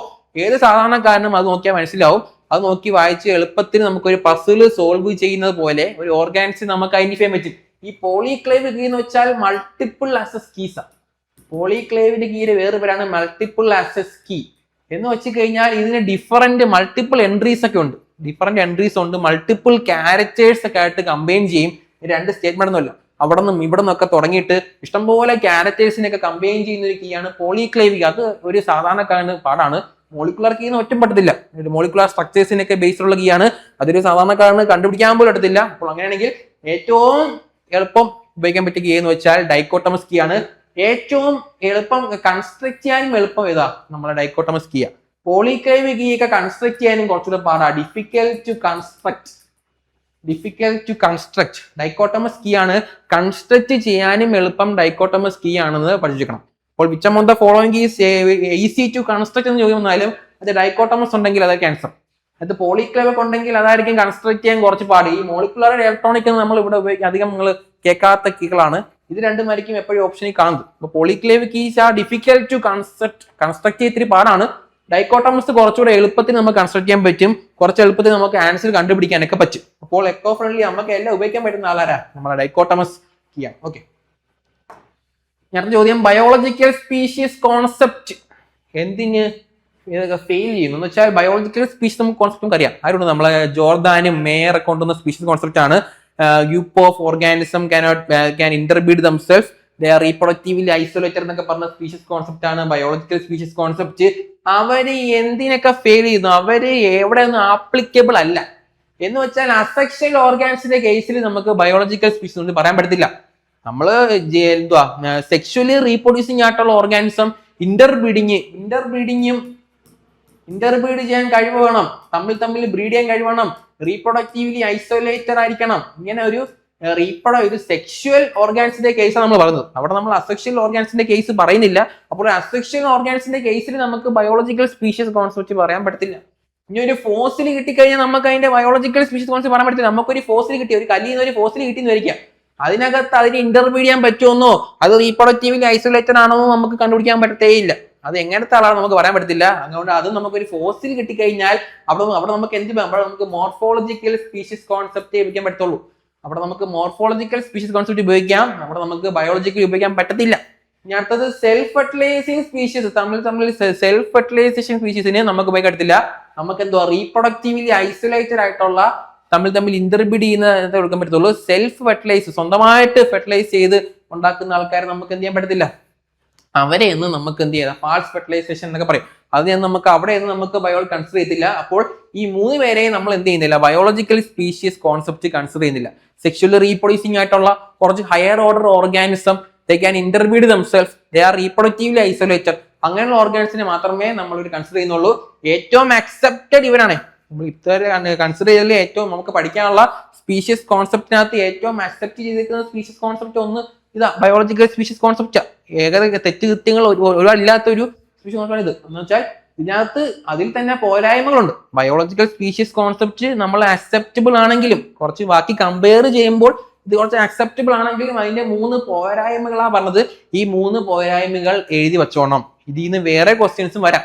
ഓക്കെ, അപ്പോൾ അങ്ങനെയാണെങ്കിൽ ഈ 3 പോരായ്മകൾ നമ്മൾ ഏറ്റവും അഡ്വാൻസ്ഡ് ആയിട്ടുള്ള ബയോളജിക്കൽ സ്പീഷീസ് കോൺസെപ്റ്റിന്റെ 3 ഡിമെറിറ്റ്സ് അല്ലെങ്കിൽ പോരായ്മകളാണ് നമ്മൾ എഴുതി വെച്ചേക്കുന്നത്. ഓക്കെ, അടുത്ത ചോദ്യം 30ാമത്തെ ചോദ്യം പോവാം. സ്പീഷീസ് ആസ് ഇൻഡിവിജ്വൽസ് ഈ സെൻട്രൽ ടു നമ്മൾ നേരത്തെ പറഞ്ഞതാണ് ഫെനറ്റിക് കോൺസെപ്റ്റ് അല്ലെങ്കിൽ എന്തോ അല്ല നോമിനലിസ്റ്റിക് സ്പീഷീസ് കോൺസെപ്റ്റ് എന്ന് വെച്ചാൽ എല്ലാവരും ഇൻഡിവിജ്വൽസ് ആണ്, വേറെ ഒരു ആൾക്കാരൊന്നും ഇല്ല. സ്പീഷീസ് എന്ന് പറയുന്നതേ മനുഷ്യനുണ്ടാക്കിയ സംഭവമാണ്. അങ്ങനെ സംഭവമില്ല, ഓരോരുത്തരും ഓരോ ഇൻഡിവിജ്വൽസ് ആണ്. മനുഷ്യനുണ്ടാക്കിയതാണ് ഈ സ്പീഷീസ് എന്ന് പറയുന്ന വാക്കുകളൊക്കെ. സ്പീഷീസ് എന്ന് പറയുന്ന വാക്കുകളൊന്നും അങ്ങനെയൊന്നും ഇല്ല, അതൊക്കെ ആർട്ടിഫിഷ്യൽ കൺസ്ട്രക്റ്റ് ആണ്. അങ്ങനെയാണെങ്കിൽ എന്തുവാ സ്പീഷീസ് എന്ന് വെച്ചാൽ ഓരോരുത്തരും ഓരോ ഇൻഡിവിജ്വൽസാ. ഞാനൊരു ഇൻഡിവിജ്വൽ, നീ വേറെ ഇൻഡിവിജ്വൽ, അടുത്ത ആള് വേറൊരു ഇൻഡിവിജ്വൽ. അപ്പോൾ അങ്ങനെയാണെങ്കിൽ ഓരോരുത്തരും ഓരോ ഇൻഡിവിജ്വൽസ് ആണ്. സ്പീഷീസ് എന്ന വാക്ക് തന്നെ മനുഷ്യന്മാർ കൊണ്ടുവന്നതാണ്. അങ്ങനെ പറഞ്ഞ കോൺസെപ്റ്റ് ഏതെന്ന് വെച്ച് കഴിഞ്ഞാൽ നോമിനലിസ്റ്റിക് സ്പീഷീസ് കോൺസെപ്റ്റ് നേരത്തെ പറഞ്ഞതാ. നോമിനലിസ്റ്റിക് സ്പീഷീസ് കോൺസെപ്റ്റ് ഒന്നും പറയുന്നില്ല, നമ്മൾ നേരത്തെ കഴിഞ്ഞ ക്ലാസ്സിൽ അത് പറഞ്ഞതാണ് നോമിനലിസ്റ്റിക് സ്പീഷീസ് കോൺസെപ്റ്റ്. ഓക്കെ, അപ്പൊ 31ാമത്തെ അടുത്താണ് incipient species. Very important, incipient species.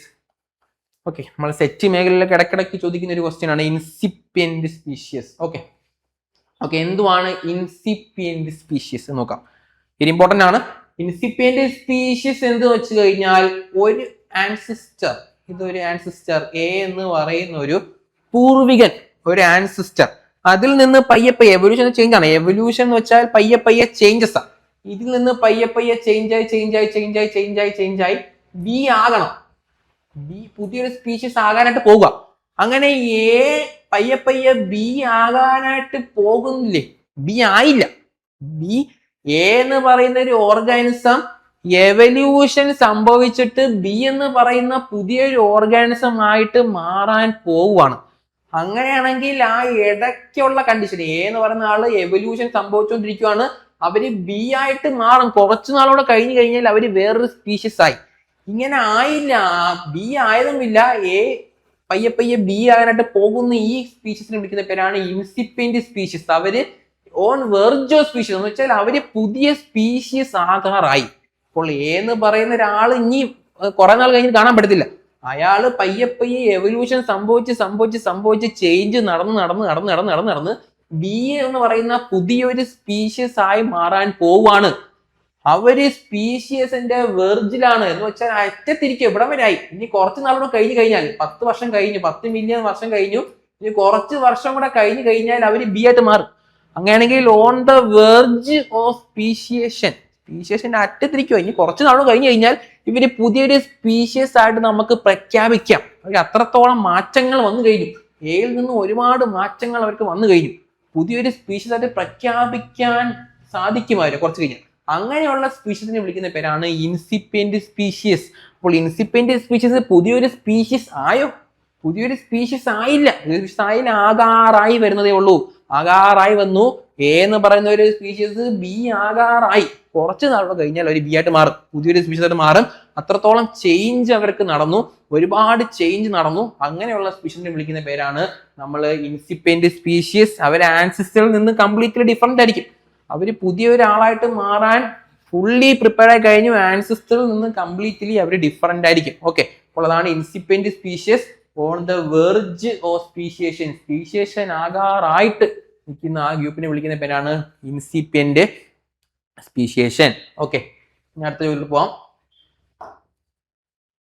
Sub species represent. എന്തുവാണ് സബ് സ്പീഷ്യസ്? എന്തുവാണ് സബ് സ്പീഷ്യസ്? കേട്ടോണ്ടായിരിക്കും. നമ്മൾ നേരത്തെ പറഞ്ഞു കിങ്ഡം ഉണ്ട്, ഫൈലം ഉണ്ട്, ക്ലാസ്, ഫാമിലി, ഓർഡർ, ക്ലാസ് ഉണ്ട്, ഫാമിലി ഉണ്ട്, ക്ലാസ് ഉണ്ട്, phylum, class, order, family, genus, class, order, family, genus, species ഉണ്ട്. ഈ സ്പീഷ്യസിനും താഴെ വരുന്ന ആൾക്കാരാണ് sub species. Kingdom, phylum, class, order, family, genus, species.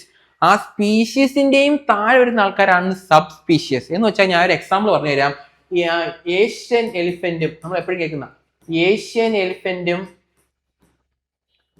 African എലിഫന്റും,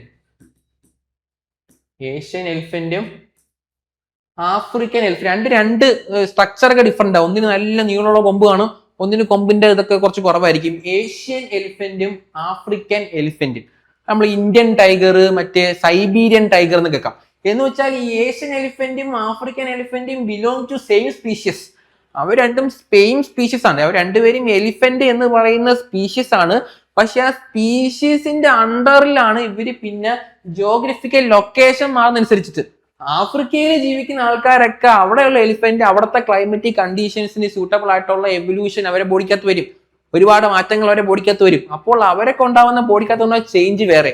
ഏഷ്യയിൽ നമ്മളിവിടെ കാണപ്പെടുന്ന എലിഫന്റിന് കുറച്ച് ടെമ്പറേച്ചർ കുറച്ച് കുറവാണ്. അങ്ങനെയാണെങ്കിൽ അവരുടെ ബോഡിക്കകത്ത് വന്ന ചേഞ്ച് വേറെ. അങ്ങനെയാണെങ്കിൽ ഇവർ രണ്ടുപേരും ഏഷ്യൻ എലിഫന്റും ആഫ്രിക്കൻ എലിഫന്റും രണ്ടും ഒരേ സ്പീഷീസ് ആണ്. രണ്ടും സെയിം സ്പീഷീസ് ആണ്, but they are sub species.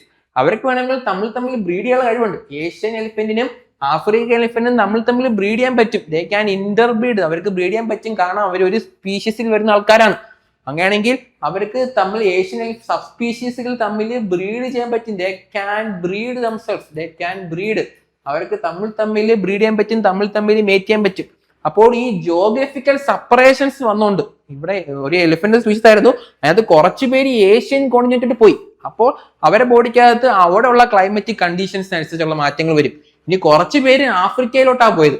അങ്ങനെയാണെങ്കിൽ അവിടെ ജീവിക്കുന്ന ആൾക്കാർക്ക് അവിടുത്തെ ക്ലൈമറ്റിക് കണ്ടീഷൻസുമായിട്ട് പൊരുത്തപ്പെട്ടുള്ള മാറ്റങ്ങൾ വരും. അങ്ങനെയാണെങ്കിൽ ജോഗ്രഫിക്കലി സെപ്പറേഷൻസ് വന്നുകൊണ്ട് അവർ ഡിസ്റ്റിൻറ്റ് ആയിപ്പോയി. ജോഗ്രഫിക്കൽ സെപ്പറേഷൻ വന്നുകൊണ്ട് അവരുടെ ബോഡിക്കകത്ത് മാറ്റങ്ങൾ വന്നു. അവർ വേറെ ആൾക്കാരായിട്ട് മാറി. അതാണ് സബ് സ്പീഷ്യസ്. ഒരു സ്പീഷ്യസ് ആയിരുന്നു, അവർ ജോഗ്രഫിക്കൽ സെപ്പറേഷൻ വന്നുകൊണ്ട് ഒരു കൂട്ടർ അങ്ങാട്ടും ഒരു കൂട്ടർ ഇങ്ങോട്ടും പോയി. ഇവിടെ ഉള്ളക്കാരാണ് വേറെ ആയിട്ട് മാറും. ഇവിടെ ആൾക്കാർ പിന്നെ വേറെ ചേഞ്ചസ്, അവരുടെ ബോഡിക്കകത്ത് ഒരുപാട് ചേഞ്ചസ് വരും. അതാണ് സബ് സ്പീഷ്യസ്. ഇവർക്ക് വേണമെങ്കിൽ തമ്മിൽ മേറ്റ് ചെയ്യാം. ഇയാൾക്ക് ഇയാളെ മേറ്റ് ചെയ്യാം, ഇയാൾക്ക് ഇയാളെ മേറ്റ് ചെയ്യാൻ പറ്റും. Okay, sub species can mate each other. അവർക്ക് തമ്മിൽ മേറ്റ് ചെയ്യാനുള്ള കഴിവുണ്ട് എന്ന് ഓർത്തോണം. ഓക്കെ, അപ്പോൾ സബ് സ്പീഷ്യസ് എന്ന ചോദ്യങ്ങൾ പ്രതീക്ഷിക്കാം. ഓക്കെ, അപ്പോൾ സിബ്ലിംഗ് സ്പീഷ്യസും ക്രിപ്റ്റിക്കും നമുക്ക് അറിയാം അല്ലേ. മോർഫോളജിക്കലി സിമിലർ ആയിട്ടുള്ള, ജനറ്റിക്കലി ഡിസിമിലർ ആയിട്ടുള്ള ആൾക്കാരാണ് സിബ്ലിങ്ങും ക്രിപ്റ്റിക്കും ഒക്കെ. ഹൈബ്രിഡേഷൻ നമുക്ക് അറിയാം, നീ പറയും ഹൈബ്രിഡ് നമുക്ക് പറയും കേട്ടോ. അടുത്ത 33ാമത്തെ ചോദ്യം. Numerical taxonomy emphasise. Numerical taxonomy നമ്മൾ പറഞ്ഞു, ഒരു ഓർഗാനിസം എടുത്തു കഴിഞ്ഞാൽ അവര് കുറച്ച് ക്യാരക്ടേഴ്സ് അവർ നോക്കും. കൈ ഉണ്ടോ, ഹാൻഡ്സ് ഉണ്ട്, കൈ ഉണ്ടെങ്കിൽ 1 മാർക്ക്. ഇനി ഹെയർ ഉണ്ട് എങ്കിൽ 1 മാർക്ക്. അങ്ങനെ അവസാനം ഇന്ന ഇഷ്ടംപോലെ ക്യാരക്ടേഴ്സ് വെച്ചിട്ട് എ എന്ന് പറയുന്ന ഓർഗാനിസത്തിന് 30 സ്കോർ, ബി എന്ന് പറയുന്ന ഓർഗാനിസത്തിന് 25 സ്കോർ. അങ്ങനെ ഏകദേശം അടുത്ത് വന്നുകൊണ്ട് നമുക്ക് വേണമെങ്കിൽ ഇവർ രണ്ടുപേരെയും ഒരു സ്പീഷീസ് ആയിട്ട് അവർ കൺസിഡർ ചെയ്യും. അതാണ് ന്യൂമറിക്കൽ ടാക്സോണമി. അവിടെ അവർ ഉപയോഗിക്കുന്നത് വെച്ച് കഴിഞ്ഞാൽ ഈക്വൽ വെയിറ്റിംഗ് ഓഫ് ക്യാരക്ടേഴ്സ്. ഇനി അയാൾക്ക് കൈ ഉണ്ടെങ്കിലും 1 മാർക്ക്, അയാൾക്ക് മുടി ഉണ്ടെങ്കിൽ 1 മാർക്ക്. എല്ലാ ക്യാരക്ടേഴ്സിനും 1 മാർക്ക്. എല്ലാ ക്യാരക്ടേഴ്സിനും ഈക്വൽ മാർക്ക്. ഞാൻ നേരത്തെ പറഞ്ഞു, DNA ഉണ്ടെങ്കിലും 1 മാർക്ക് കിട്ടത്തുള്ളൂ, ഹെയർ ഉണ്ടെങ്കിൽ 1 മാർക്ക് കിട്ടത്തുള്ളൂ. അപ്പോൾ ഇങ്ങനെ ഗ്രൂപ്പ് ചെയ്യുമ്പോൾ വരുന്ന ഓർഗാനിസം ചിലപ്പോൾ ഒരു ബേർഡും വരും, ഒരു ഇൻസെക്റ്റും ഒരേ ഗ്രൂപ്പിൽ വരും. ഒരു ബേർഡും ഇൻസെക്റ്റ് ഒക്കെ നമ്മളിങ്ങനെ മാർക്കൊക്കെ കൊടുത്തിട്ട് ഒരാൾക്ക് 29 മാർക്കും ഒരാൾക്ക് 30 മാർക്കും ആയിരിക്കും അവസാനം കൊടുത്തു വരുമ്പോൾ നോക്കുമ്പോൾ അവസാനം വരുന്ന ഗ്രൂപ്പിനകത്ത് ഒരു ബേർഡും ഇൻസെക്റ്റ് ഒക്കെ ഒരേ ഗ്രൂപ്പിൽ വരും. മനസ്സിലായോ? ഒരു ബേർഡും ഇൻസെക്റ്റ് ഇവര് ഡിസിമിലർ ആയിട്ടുള്ള ആൾക്കാരൊക്കെ ഒരേ ഗ്രൂപ്പിൽ വരാൻ ചാൻസ് ഉണ്ട്. ന്യൂമറിക്കൽ ടാക്സോണമി ഡിസിമിലർ ആൾക്കാര്, ഡിസിമിലർ ആൾക്കാര് ഒരേ ഗ്രൂപ്പിൽ വരും. ബേർഡ്സും ഇൻസെക്റ്റ് ഒക്കെ അവസാനം ഒരു ഗ്രൂപ്പിൽ നിന്നിരിക്കും. കാരണം എന്ന് വെച്ചാൽ ഇവിടെ നമ്മൾ എല്ലാ ക്യാരക്ടേഴ്സിനും ഈക്വൽ മാർക്ക്. ഇവിടെ വിങ്സ് ഉണ്ടോ നോക്കുമ്പോൾ ബേർഡ്സിന് വിങ്സ് ഉണ്ട് 1 മാർക്ക്, ഇൻസെക്റ്റിന് വിങ്സ് ഉണ്ടോ 1 മാർക്ക്. അങ്ങനെയാണെങ്കിൽ അവരെ ക്യാരക്ടേഴ്സ് നോക്കി മാർക്ക് കൊടുക്കുമ്പോൾ അവസാനം ബേർഡ്സിന് 30 മാർക്ക്, ഇൻസെക്റ്റിന് 30 മാർക്ക്. അങ്ങനെയാണെങ്കിൽ അവർക്ക് അവസാനം സ്കോർ വെച്ച് നമ്മൾ തിരിക്കുമ്പോൾ എന്ത് ചെയ്യും? രണ്ടുപേരും ഓരോ ഗ്രൂപ്പിൽ വരും. അപ്പോൾ ഡിസിമിലർ ആൾക്കാരെല്ലാം കൂടെ അവസാനം ഒരു ഗ്രൂപ്പിൽ ഒന്നിരിക്കും.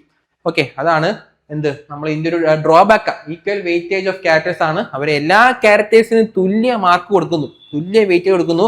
അതിന്റെ ഒരു ഡ്രോബാക്ക് ഉണ്ട്. ഡിസിമിലർ ആൾക്കാർ എന്ത് ചെയ്യും? ഓരോ ഗ്രൂപ്പ്, ഇത് നോട്ട് ചെയ്യണോ, ഡിസിമിലർ ആൾക്കാർ ഒരു ഗ്രൂപ്പിൽ ഉള്ള ചാൻസ് ഉണ്ട്. ഓക്കെ, അതാണ് നമ്മളെ ന്യൂമറിക്കൽ ടാക്സോണമി ആയിട്ട് ബന്ധപ്പെട്ട ചോദ്യം. ഇനി അടുത്ത ചോദ്യം, ഹൈബ്രിഡ് സോൺസ്. ഹൈബ്രിഡ് സോൺസ് എന്താണ് ഹൈബ്രിഡ് സോൺസ്? ഹൈബ്രിഡ് സോൺസ് എന്നാണ് നമ്മുടെ ക്വസ്റ്റ്യൻ.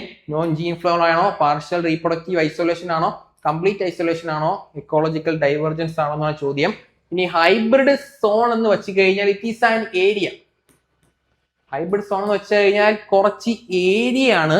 അവിടെ എന്തെന്ന് വെച്ച് കഴിഞ്ഞാൽ, അപ്പോൾ ഇതൊരു വലിയ ഏരിയ, ഇതൊരു ഏരിയ. ഓക്കെ, ഇതൊരു ഏരിയ ആണ്, ഇതൊരു ഏരിയ ആണ്, ഇതൊരു ഏരിയ. ഇത് 2 ഏരിയ. ഇത് നമ്മൾ എക്സ് എന്ന് പറഞ്ഞ ഏരിയ, ഇത് വൈ എന്ന് പറയുന്ന ഒരു ഏരിയ. ഈ 2 ഏരിയക്കിടയ്ക്ക് വേറെ കുറച്ചൊരു ഏരിയ. ഓക്കെ, ഇതാണ് ഹൈബ്രിഡ് സോൺ എന്ന് വെച്ച് കഴിഞ്ഞാൽ ഇവിടെ ഹൈബ്രിഡുകൾ ഫോം ചെയ്യാറുണ്ട്. ഇവിടെ റീപ്രൊഡക്റ്റീവില് ഇവിടെ വെച്ചാൽ ഇവിടത്തെ കുറച്ച് ആൾക്കാരും ഇവിടെ വന്നിട്ട് തമ്മിൽ മേറ്റ് ചെയ്യാറുണ്ട്. എന്ന് വെച്ചാൽ വൈയിലെ കുറച്ച് ആൾക്കാരും എക്സിന്റെ ആൾക്കാരുമായിട്ട് ഇവിടെ ചേർന്നിട്ട് അവർ തമ്മിൽ എക്സും വൈയും കൂടെ അവിടെ കിടന്ന് മേറ്റ് ചെയ്യും. ആ മേറ്റ് ചെയ്യുന്ന ഏരിയ വിളിക്കുന്ന പേരാണ് ഹൈബ്രിഡ് സോൺസ്. അപ്പോൾ ഇവർ രണ്ടുപേരും ജനറ്റിക്കലി ഡിസിമിലറാ. എക്സ് വേറൊരാള്, വൈ വേറൊരാളാ. അങ്ങനെയാണെങ്കിൽ ജനറ്റിക്കലി ഡിസിമിലർ ആയിട്ടുള്ള രണ്ടുപേര് മേറ്റ് ചെയ്ത് കഴിഞ്ഞാൽ നമുക്ക് ഹൈബ്രിഡ്. അപ്പോൾ ഈ ഏരിയയിൽ ഇഷ്ടം പോലെ ഹൈബ്രിഡ്സിന്റെ പ്രൊഡക്ഷൻ കാണും. ഒരു ഹൈബ്രിഡ് നമ്മളെ മ്യൂള് ഹോഴ്സും ഡോങ്കിയും കൂടെ ജനറ്റിക്കലി ഡിസിമിലർ ആയിട്ടുള്ള രണ്ടുപേര് ക്രോസ് ചെയ്തു. ഹോഴ്സ് ഡോങ്കി രണ്ടുപേര് ജനറ്റിക്കലി ഡിസിമിലർ ആയിട്ട് ക്രോസ് ചെയ്തപ്പോൾ നമുക്ക് മ്യൂളിനെ കിട്ടി. അതേപോലെ ജനറ്റിക്കലി ഡിസിമിലർ ആയിട്ടുള്ള രണ്ടുപേര് കുറച്ച് സ്ഥലത്ത് കിടന്ന് ക്രോസ് ചെയ്യുന്നു. ആ സോണിനെ വിളിക്കുന്ന പേരാണ് ഹൈബ്രിഡ് സോൺ. അവിടെ റീപ്രൊഡക്റ്റീവ്ലി ഐസൊലേഷൻ കുറവായിരിക്കും. റീപ്രൊഡക്റ്റീവ്ലി ഐസൊലേഷൻ ഉണ്ടായിരുന്നെങ്കിൽ എന്ത് തന്നെ എക്സ് വൈനെ മേറ്റ് ചെയ്തില്ല. എക്സിനെ തന്നെ മേറ്റ് ചെയ്യും, വൈനെ തന്നെ മേറ്റ് ചെയ്യും. അതാണ് റീപ്രൊഡക്റ്റീവ്ലി ഐസൊലേഷൻ. ഇവിടെ പാർഷ്യൽ റീപ്രൊഡക്റ്റീവ് ഐസൊലേഷൻ എന്ന് വെച്ച് കഴിഞ്ഞാൽ വൈ എക്സിനെ മേറ്റ് ചെയ്യുന്നു, എക്സ് വൈനെ മേറ്റ് ചെയ്യുന്നു. അവർ ഓരോ ഡിഫറെന്റ് സ്പീഷീസ് ആണെങ്കിലും റീപ്രൊഡക്റ്റീവ്ലി ഐസൊലേഷൻ ഇല്ല. എന്ന് വെച്ചാൽ എക്സ് വൈനെയും വൈ എക്സിനെയും മേറ്റ് ചെയ്യുന്നു. അങ്ങനെ അവിടെ ഹൈബ്രിഡ് ഉണ്ടാവുന്നത്, the formation of hybrid organism. അങ്ങനെ ഹൈബ്രിഡ് ഉണ്ടാവുന്ന ആ ഏരിയനെ വിളിക്കുന്ന പേരാണ് ഹൈബ്രിഡ് സോൺ. അപ്പോൾ രണ്ട് വലിയ ഏരിയയുടെ ഇടയ്ക്കുള്ള ആ ചെറിയൊരു ഏരിയ ആണ് നമ്മൾ ഹൈബ്രിഡ് സോൺ എന്ന് വിളിക്കും. അവിടെ there is A formation of hybrids because there is only partial reproductive isolation. തമ്മിൽ റീപ്രൊഡക്റ്റീവ് ഐസൊലേഷൻ ഇല്ലാത്തതുകൊണ്ട് അവിടെ ഹൈബ്രിഡ് ഉണ്ടാവാനുള്ള ചാൻസ് കൂടുതലാണ്. ആ സോൺ വിളിക്കുന്ന പേരാണ് ഹൈബ്രിഡ് സോൺസ്. അടുത്ത ക്വസ്റ്റ്യൻ, സ്റ്റെബിലൈസിങ് സെലക്ഷൻ എന്തിന് വഴിയൊരുക്കും? Stabilising selection is a type of natural selection. Natural സെലക്ഷന്റെ ഒരു ടൈപ്പാണ് സ്റ്റെബിലൈസിങ് സെലക്ഷൻ എന്നത് നമുക്ക് അറിയാവുന്ന കാര്യമാണ്. ഇനി സ്റ്റെബിലൈസിങ് സെലക്ഷനകത്ത് എന്ന് വെച്ച് കഴിഞ്ഞാൽ ഒരു എക്സാമ്പിൾ പറയാം. ഹൈറ്റ് ഉള്ള ആൾക്കാരുണ്ട് ഒരു സ്ഥലത്ത്, ഹൈറ്റ് കൂടിയ ആൾക്കാരുണ്ട്, ഹൈറ്റ് കുറഞ്ഞ ആൾക്കാരുണ്ട്, മിഡിൽ പൊക്കമുള്ള ആൾക്കാരുണ്ട്. അങ്ങനെയെങ്കിൽ ഒരു സ്ഥലത്തെ നേച്ചർ ഫേവർ ചെയ്യുന്നത് മിഡിൽ ഹൈറ്റുള്ള ആൾക്കാരാണെങ്കിൽ that is called stabilising selection. ഒരു എക്സ്ട്രീമിറ്റീസിനെയും ഫേവർ ചെയ്യുന്നില്ല, രണ്ട് എക്സ്ട്രീമിനെയും ഫേവർ ചെയ്യുന്നില്ല. അവിടുത്തെ നേച്ചർ ഫേവർ ചെയ്യുന്നത് ഇന്റർമീഡിയറ്റ് ഫോം ആണെങ്കിൽ that type of natural selection is called stabilising natural selection. Okay, അപ്പോൾ ഹൈറ്റ് കൂടിയ ആൾക്കാരെയും അവിടുത്തെ നേച്ചർ ഹൈറ്റ് കൂടിയ ആൾക്കാരെ ചത്തുവെക്കോ, ഹൈറ്റ് കുറഞ്ഞ ആൾക്കാരെയും ഇവിടെ ജീവിക്കേണ്ട ചത്തുവെക്കോ, മീഡിയം ഹൈറ്റുള്ള ആൾക്കാർ മാത്രം ഇവിടെ ജീവിച്ചാൽ മതി എന്ന് നേച്ചർ പറയുന്നുണ്ടെങ്കിൽ that type of natural selection is called stabilising selection. ഇനി ഇവിടുത്തെ കുഴപ്പം എന്തുവാ? ഇവിടെ എപ്പോഴും മിഡിൽ ഹൈറ്റുള്ള ആൾക്കാർ മാത്രമേ ഉള്ളൂ. ഇവിടെ ഹൈറ്റ് ഈ സ്ഥലത്ത് അപ്പോൾ ഹൈറ്റ് കൂടിയ ആൾക്കാരും ഇല്ല, ഹൈറ്റ് കുറഞ്ഞ ആൾക്കാരും ഇല്ല. അപ്പോൾ വരുന്ന തലമുറയുള്ള ആൾക്കാർക്കൊന്നും വെറൈറ്റി ഇല്ല, വരുന്ന തലമുറയിലെ ആൾക്കാർക്കൊക്കെ വേരിയേഷൻ ഇല്ല. അപ്പൊ ഇനി എത്ര തലമുറ വന്നാലും എല്ലാവർക്കും ഒരു മീഡിയം ഹൈറ്റുള്ള ആൾക്കാർ മാത്രമേ അവിടെ ഉള്ളൂ. അവിടെ വേരിയേഷൻ കുറവാ. എന്ന് വെച്ച് കഴിഞ്ഞാൽ ഇവിടെ മിഡിൽ ഹൈറ്റുള്ള ആൾക്കാർ മാത്രമേ ഉള്ളൂ. ഇനി 10 വർഷം കഴിഞ്ഞാലും അവിടുത്തെ നേച്ചർ എന്തോ ഈ സ്റ്റെബിലൈസിങ് സെലക്ഷൻ ആണെങ്കിൽ എന്തു ചെയ്യും? ആ മിഡിൽ ഹൈറ്റുള്ള ആൾക്കാർ മാത്രമേ അവിടെ ഉള്ളൂ.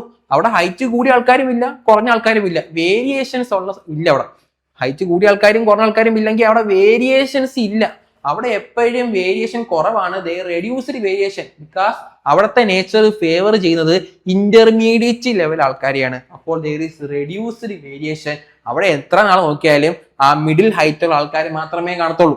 അപ്പോൾ ദർ ഈസ് റെഡ്യൂസ്ഡ് വേരിയേഷൻ. അപ്പോൾ സ്റ്റെബിലൈസിങ് സെലക്ഷൻ നടക്കുന്ന സ്ഥലത്ത് വേരിയേഷന്റെ അളവ് എന്തുമായിരിക്കും? കുറവായിരിക്കും. വേരിയേഷന്റെ അളവ് കുറവായിരിക്കും. കാരണം ഇന്റർമീഡിയറ്റ് ഹൈറ്റുള്ള ആൾക്കാർ മാത്രം അവിടെ ഉള്ളതുകൊണ്ട് അവിടെ പൊക്കം കൂടിയ ആൾക്കാരും ഇല്ല, പൊക്കം കുറഞ്ഞ ആൾക്കാരും ഇല്ല. അവിടെ വേരിയേഷൻ പയ്യെ കുറവായിരിക്കും.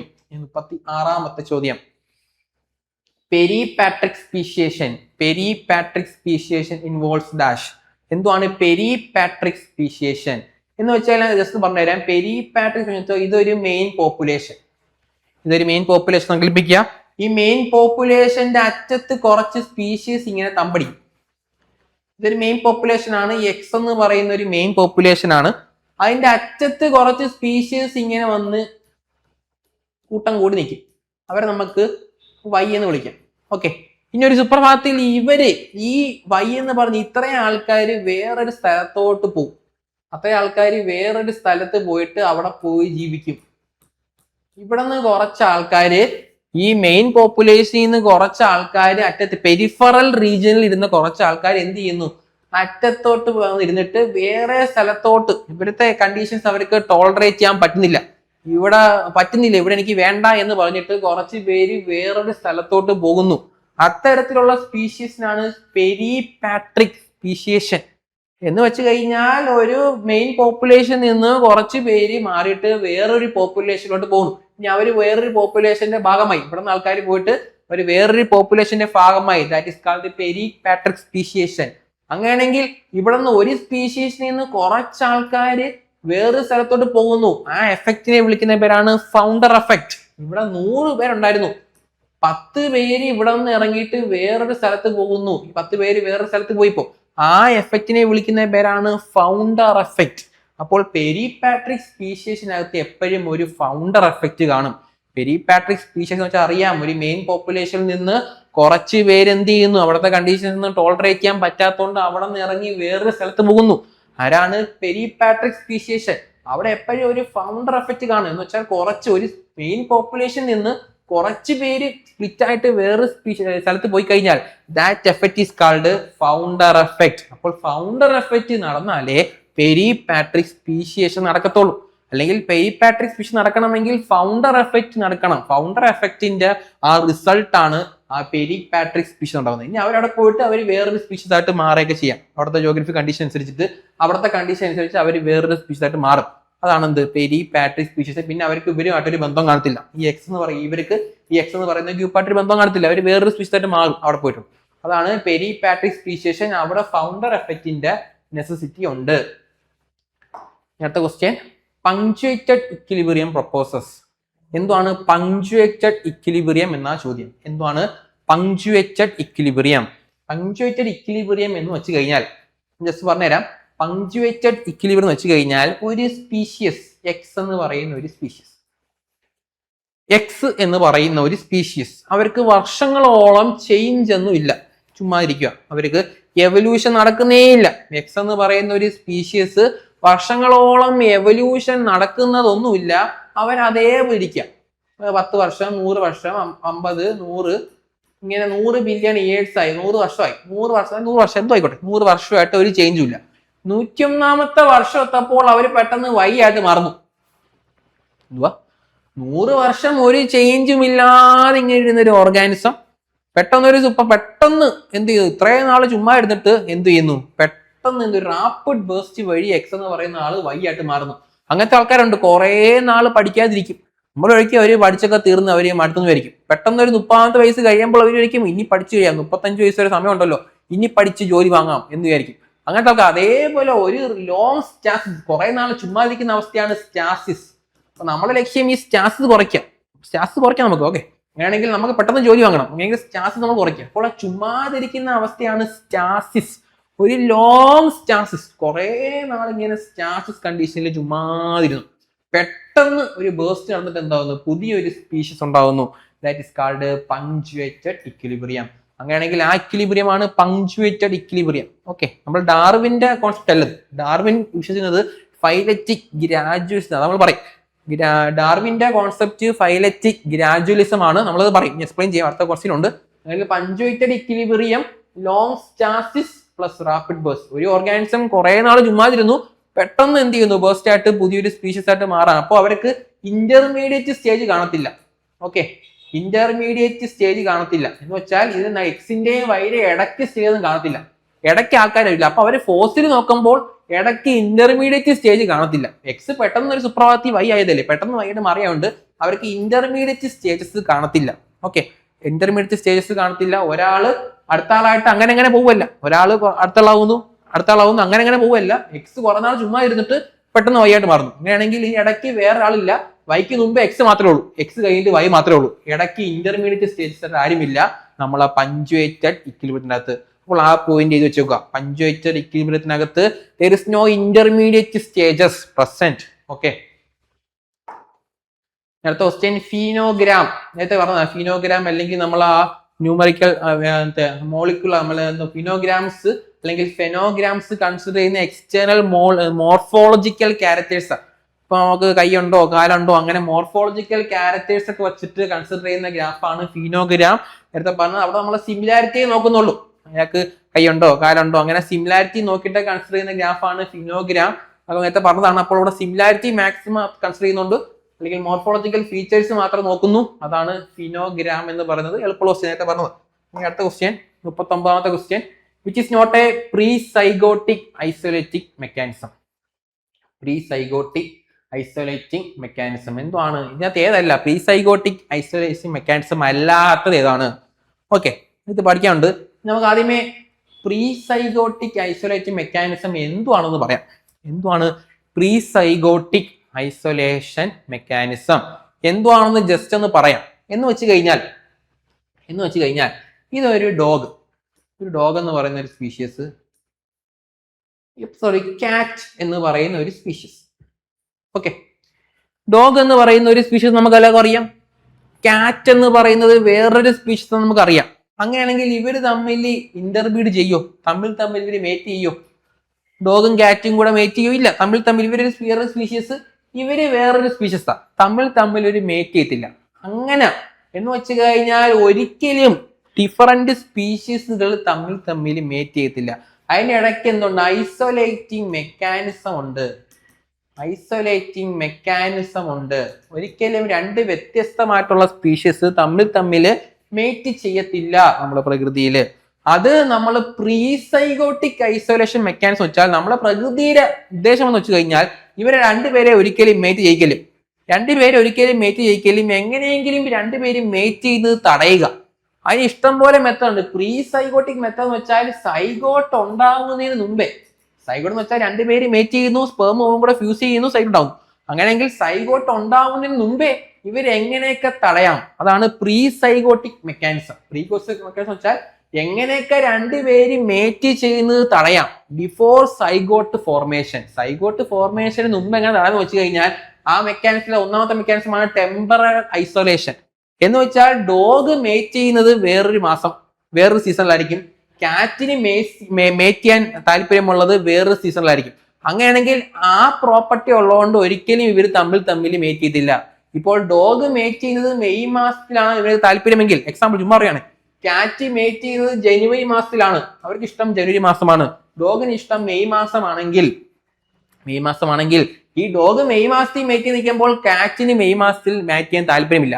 അങ്ങനെയാണെങ്കിൽ that prevent their mating. That property is called temporal isolation. അവരെ മേറ്റിംഗ് പീരിയഡ്സ് ഡിഫറെന്റ് ആയിരിക്കും. എപ്പോഴും ഡോഗിന്റെയും കാറ്റിന്റെയും ഒക്കെ മേറ്റിംഗ് പീരിയഡ്സ് ഡിഫറെന്റ് ആണ്. അതുകൊണ്ട് അവർ തമ്മിൽ മേറ്റ് ചെയ്തിട്ടില്ല. അതൊരു പ്രീ സൈഗോട്ടിക് മെക്കാനിസം ആണ്. അതുകൊണ്ട് എന്ത് ചെയ്യത്തില്ല, ഇവർ രണ്ടുകൂടെ ഫ്യൂസ് ചെയ്തിട്ട് സൈഗോട്ട് ഉണ്ടാവത്തില്ല. അതുകൊണ്ട് ഇവരെ മേറ്റ് ചെയ്യുന്ന സമയം മെയ് ആണ്, ഇവരുടെ സമയം ജനുവരി ആണ്. അതുകൊണ്ട് ഇവർ രണ്ടുകൂടെ ഒരിക്കലും മേറ്റ് ചെയ്യത്തില്ല. അതുകൊണ്ട് സൈഗോട്ട് ഉണ്ടാവത്തില്ല. So it is A pre zygotic mechanism. Temporal isolation is A pre zygotic mechanism ആണെന്ന് നമുക്ക് പറയാം. കാരണം അതൊക്കെ. ഇനി അടുത്ത ഗമേറ്റിക് മോർട്ടാലിറ്റി.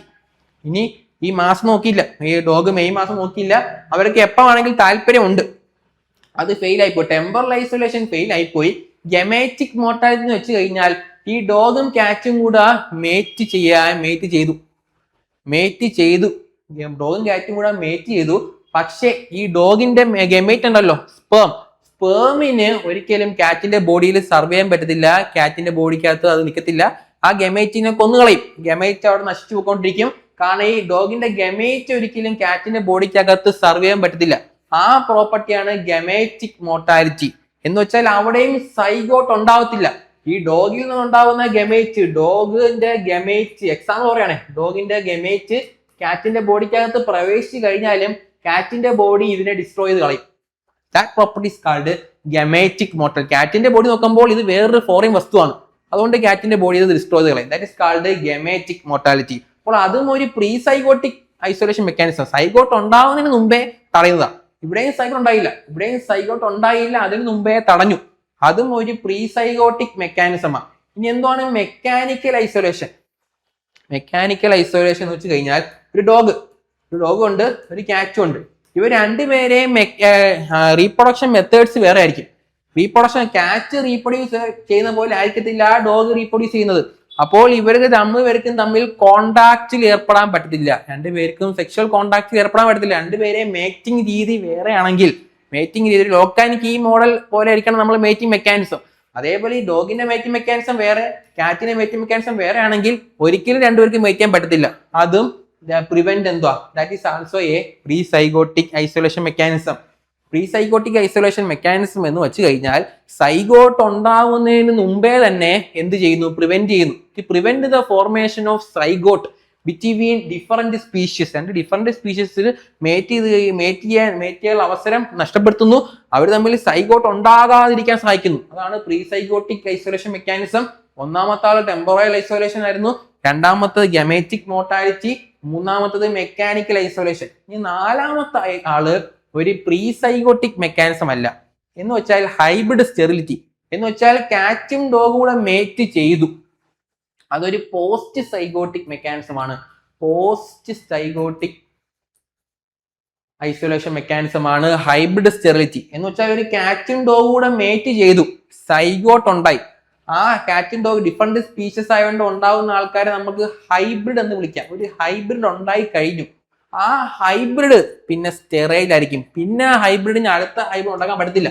നമ്മളെ നേച്ചറിന്റെ ലക്ഷ്യം ഇവരെ ഇങ്ങനെ ഹൈബ്രിഡിന് ഉണ്ടാക്കാതിരിക്കുക. ഇനി എങ്ങനെയെങ്കിലും ഉണ്ടായി പോയി കഴിഞ്ഞാൽ ആ ഹൈബ്രിഡിന് റീപ്രൊഡക്ഷൻ കപ്പാസിറ്റി നഷ്ടപ്പെടുക. ഇനി ഒരുപാട് ഉണ്ടാവില്ല, ആ റീപ്രൊഡക്ഷൻ കപ്പാസിറ്റി നഷ്ടപ്പെടുത്തുക, അവരെങ്ങനെയെങ്കിലും നശിപ്പിച്ച് കളയുക. അതാണ് നമ്മളെ നേച്ചറിന്റെ ലക്ഷ്യം. അങ്ങനെയെങ്കിൽ ഒരു കാറ്റും ഡോഗ് കൂടെ ഫ്യൂസായി, നമ്മൾ നേരത്തെ പറഞ്ഞ ഇതെല്ലാം അവര് തരണം ചെയ്തിട്ട് ഒരു കാറ്റും ഡോഗ് കൂടെ ക്രോസ് ചെയ്തു. അങ്ങനെയാണെങ്കിൽ ഹൈബ്രിഡ് ഉണ്ടായി. ആ ഹൈബ്രിഡ് ഉണ്ടായി കഴിഞ്ഞാലും ഹൈബ്രിഡിന് സ്റ്റെറിലിറ്റി കാണത്തില്ല, പിന്നെ അടുത്ത ഹൈബ്രിഡ് ഉണ്ടാക്കാനുള്ള കഴിവ് കാണത്തില്ല. അതാണ് പോസ്റ്റ് സൈഗോട്ടിക് ഐസൊലേഷൻ മെക്കാനിസം. നമ്മുടെ നേച്ചറിന്റെ ലക്ഷ്യം എന്ന് വെച്ച് കഴിഞ്ഞാൽ ഈ ഹൈബ്രിഡിനെ ഉണ്ടാക്കാതിരിക്കുക. ഒരു കാരണവശാലും ഹൈബ്രിഡിന്റെ പ്രൊഡക്ഷൻ സമ്മതിക്കാതിരിക്കുക. അല്ലെങ്കിൽ സൈഗോട്ടിന്റെ പ്രൊഡക്ഷൻ പ്രീ സൈഗോട്ടിക് മെക്കാനിസം ഉണ്ട്. ആദ്യമേ നേച്ചർ നോക്കും, അതിന് എങ്ങനെയെങ്കിലും സൈഗോട്ട് ഉണ്ടാകാത്ത കണ്ടീഷൻ നോക്കും. ഇനി ആ പ്രീ സൈഗോട്ടിക് മെക്കാനിസം എല്ലാം അവർ തരണം ചെയ്തിട്ട് അവർ ഫെർട്ടിലൈസേഷൻ നടന്നു, കുട്ടി ഉണ്ടായി, ഹൈബ്രിഡ് ഉണ്ടായി. അങ്ങനെയാണെങ്കിൽ ഹൈബ്രിഡ് ഉണ്ടായി കഴിഞ്ഞാൽ പിന്നെ ഇത് സ്പ്രെഡ് ആവലും, പിന്നെ ഒരുപാട് ഹൈബ്രിഡ് ഉണ്ടാകാൻ നോക്കി കഴിഞ്ഞാൽ that is called post zygotic mechanism. അപ്പോൾ ഹൈബ്രിഡ് സ്റ്റെറിലിറ്റി എന്ന് പറയുന്നത് ഒരു പോസ്റ്റ് സൈഗോട്ടിക് മെക്കാനിസം ആണ്. ബാക്കി മൂന്നും ഒരു പ്രീ സൈഗോട്ടിക് മെക്കാനിസം ആണ്. സൈഗോട്ട് ഉണ്ടാവുന്നതിന് മുമ്പേ സൈഗോട്ട് ഫോർമേഷൻ തടയുന്ന മെത്തേഡ്സ് ആണ് temporal isolation, gametic mortality, mechanical isolation. ഇനി സൈഗോട്ട് ഉണ്ടായി കഴിഞ്ഞു, പിന്നെ ആ പ്രോസസ്സ് തടയുന്ന പ്രോസസ്സാണ് ഹൈബ്രിഡ് സ്റ്റെറിലിറ്റി. അപ്പോൾ ഏതാണ് പ്രീ സൈഗോട്ടിക് മെക്കാനിസം അല്ല എന്ന് ചോദിച്ചു കഴിഞ്ഞാൽ ഹൈബ്രിഡ് സ്റ്റെറിലിറ്റി ആണ് പ്രീ സൈഗോട്ടിക് മെക്കാനിസം അല്ലാത്തത്. അത് പോസ്റ്റ് സൈഗോട്ടിക് ആണ്. ബാക്കി മൂന്നുമാണ് പ്രീ സൈഗോട്ടിക് മെക്കാനിസം. അപ്പോൾ സൈഗോട്ട് ഉണ്ടാകാതിരിക്കാനാണ് മാക്സിമം നമ്മളെ നേച്ചർ നോക്കുന്നത്. ഇനി ഉണ്ടായി കഴിഞ്ഞാൽ ആ ഹൈബ്രിഡിന്റെ സ്റ്റെറിലിറ്റി കുറയ്ക്കുക, ആ ഹൈബ്രിഡിനെ കൊന്നു കളയുക, അതൊക്കെയാണ് നമ്മുടെ നേച്ചറിന്റെ ലക്ഷ്യം. എങ്ങനെയെങ്കിലും ഈ പ്രോസസ് തടയുക എന്നുള്ളതാണ്. ഡിഫറെന്റ് ആയിട്ടുള്ള ആൾക്കാർ തമ്മിൽ ക്രോസ് ചെയ്യിക്കരുത് എന്നാണ് നമ്മൾ നേച്ചറിന്റെ ലക്ഷ്യം എന്ന് മനസ്സിൽ വെക്കുക. അപ്പോൾ ഇത് മനസ്സിലായെന്ന് വിചാരിക്കുന്നു. പ്രീ സൈഗോട്ടിക് മെക്കാനിസവും പോസ്റ്റ് സൈഗോട്ടിക് മെക്കാനിസവും വ്യക്തമായിട്ട് മനസ്സിലായി എന്ന് വിശ്വസിക്കുന്നു. ഓക്കെ.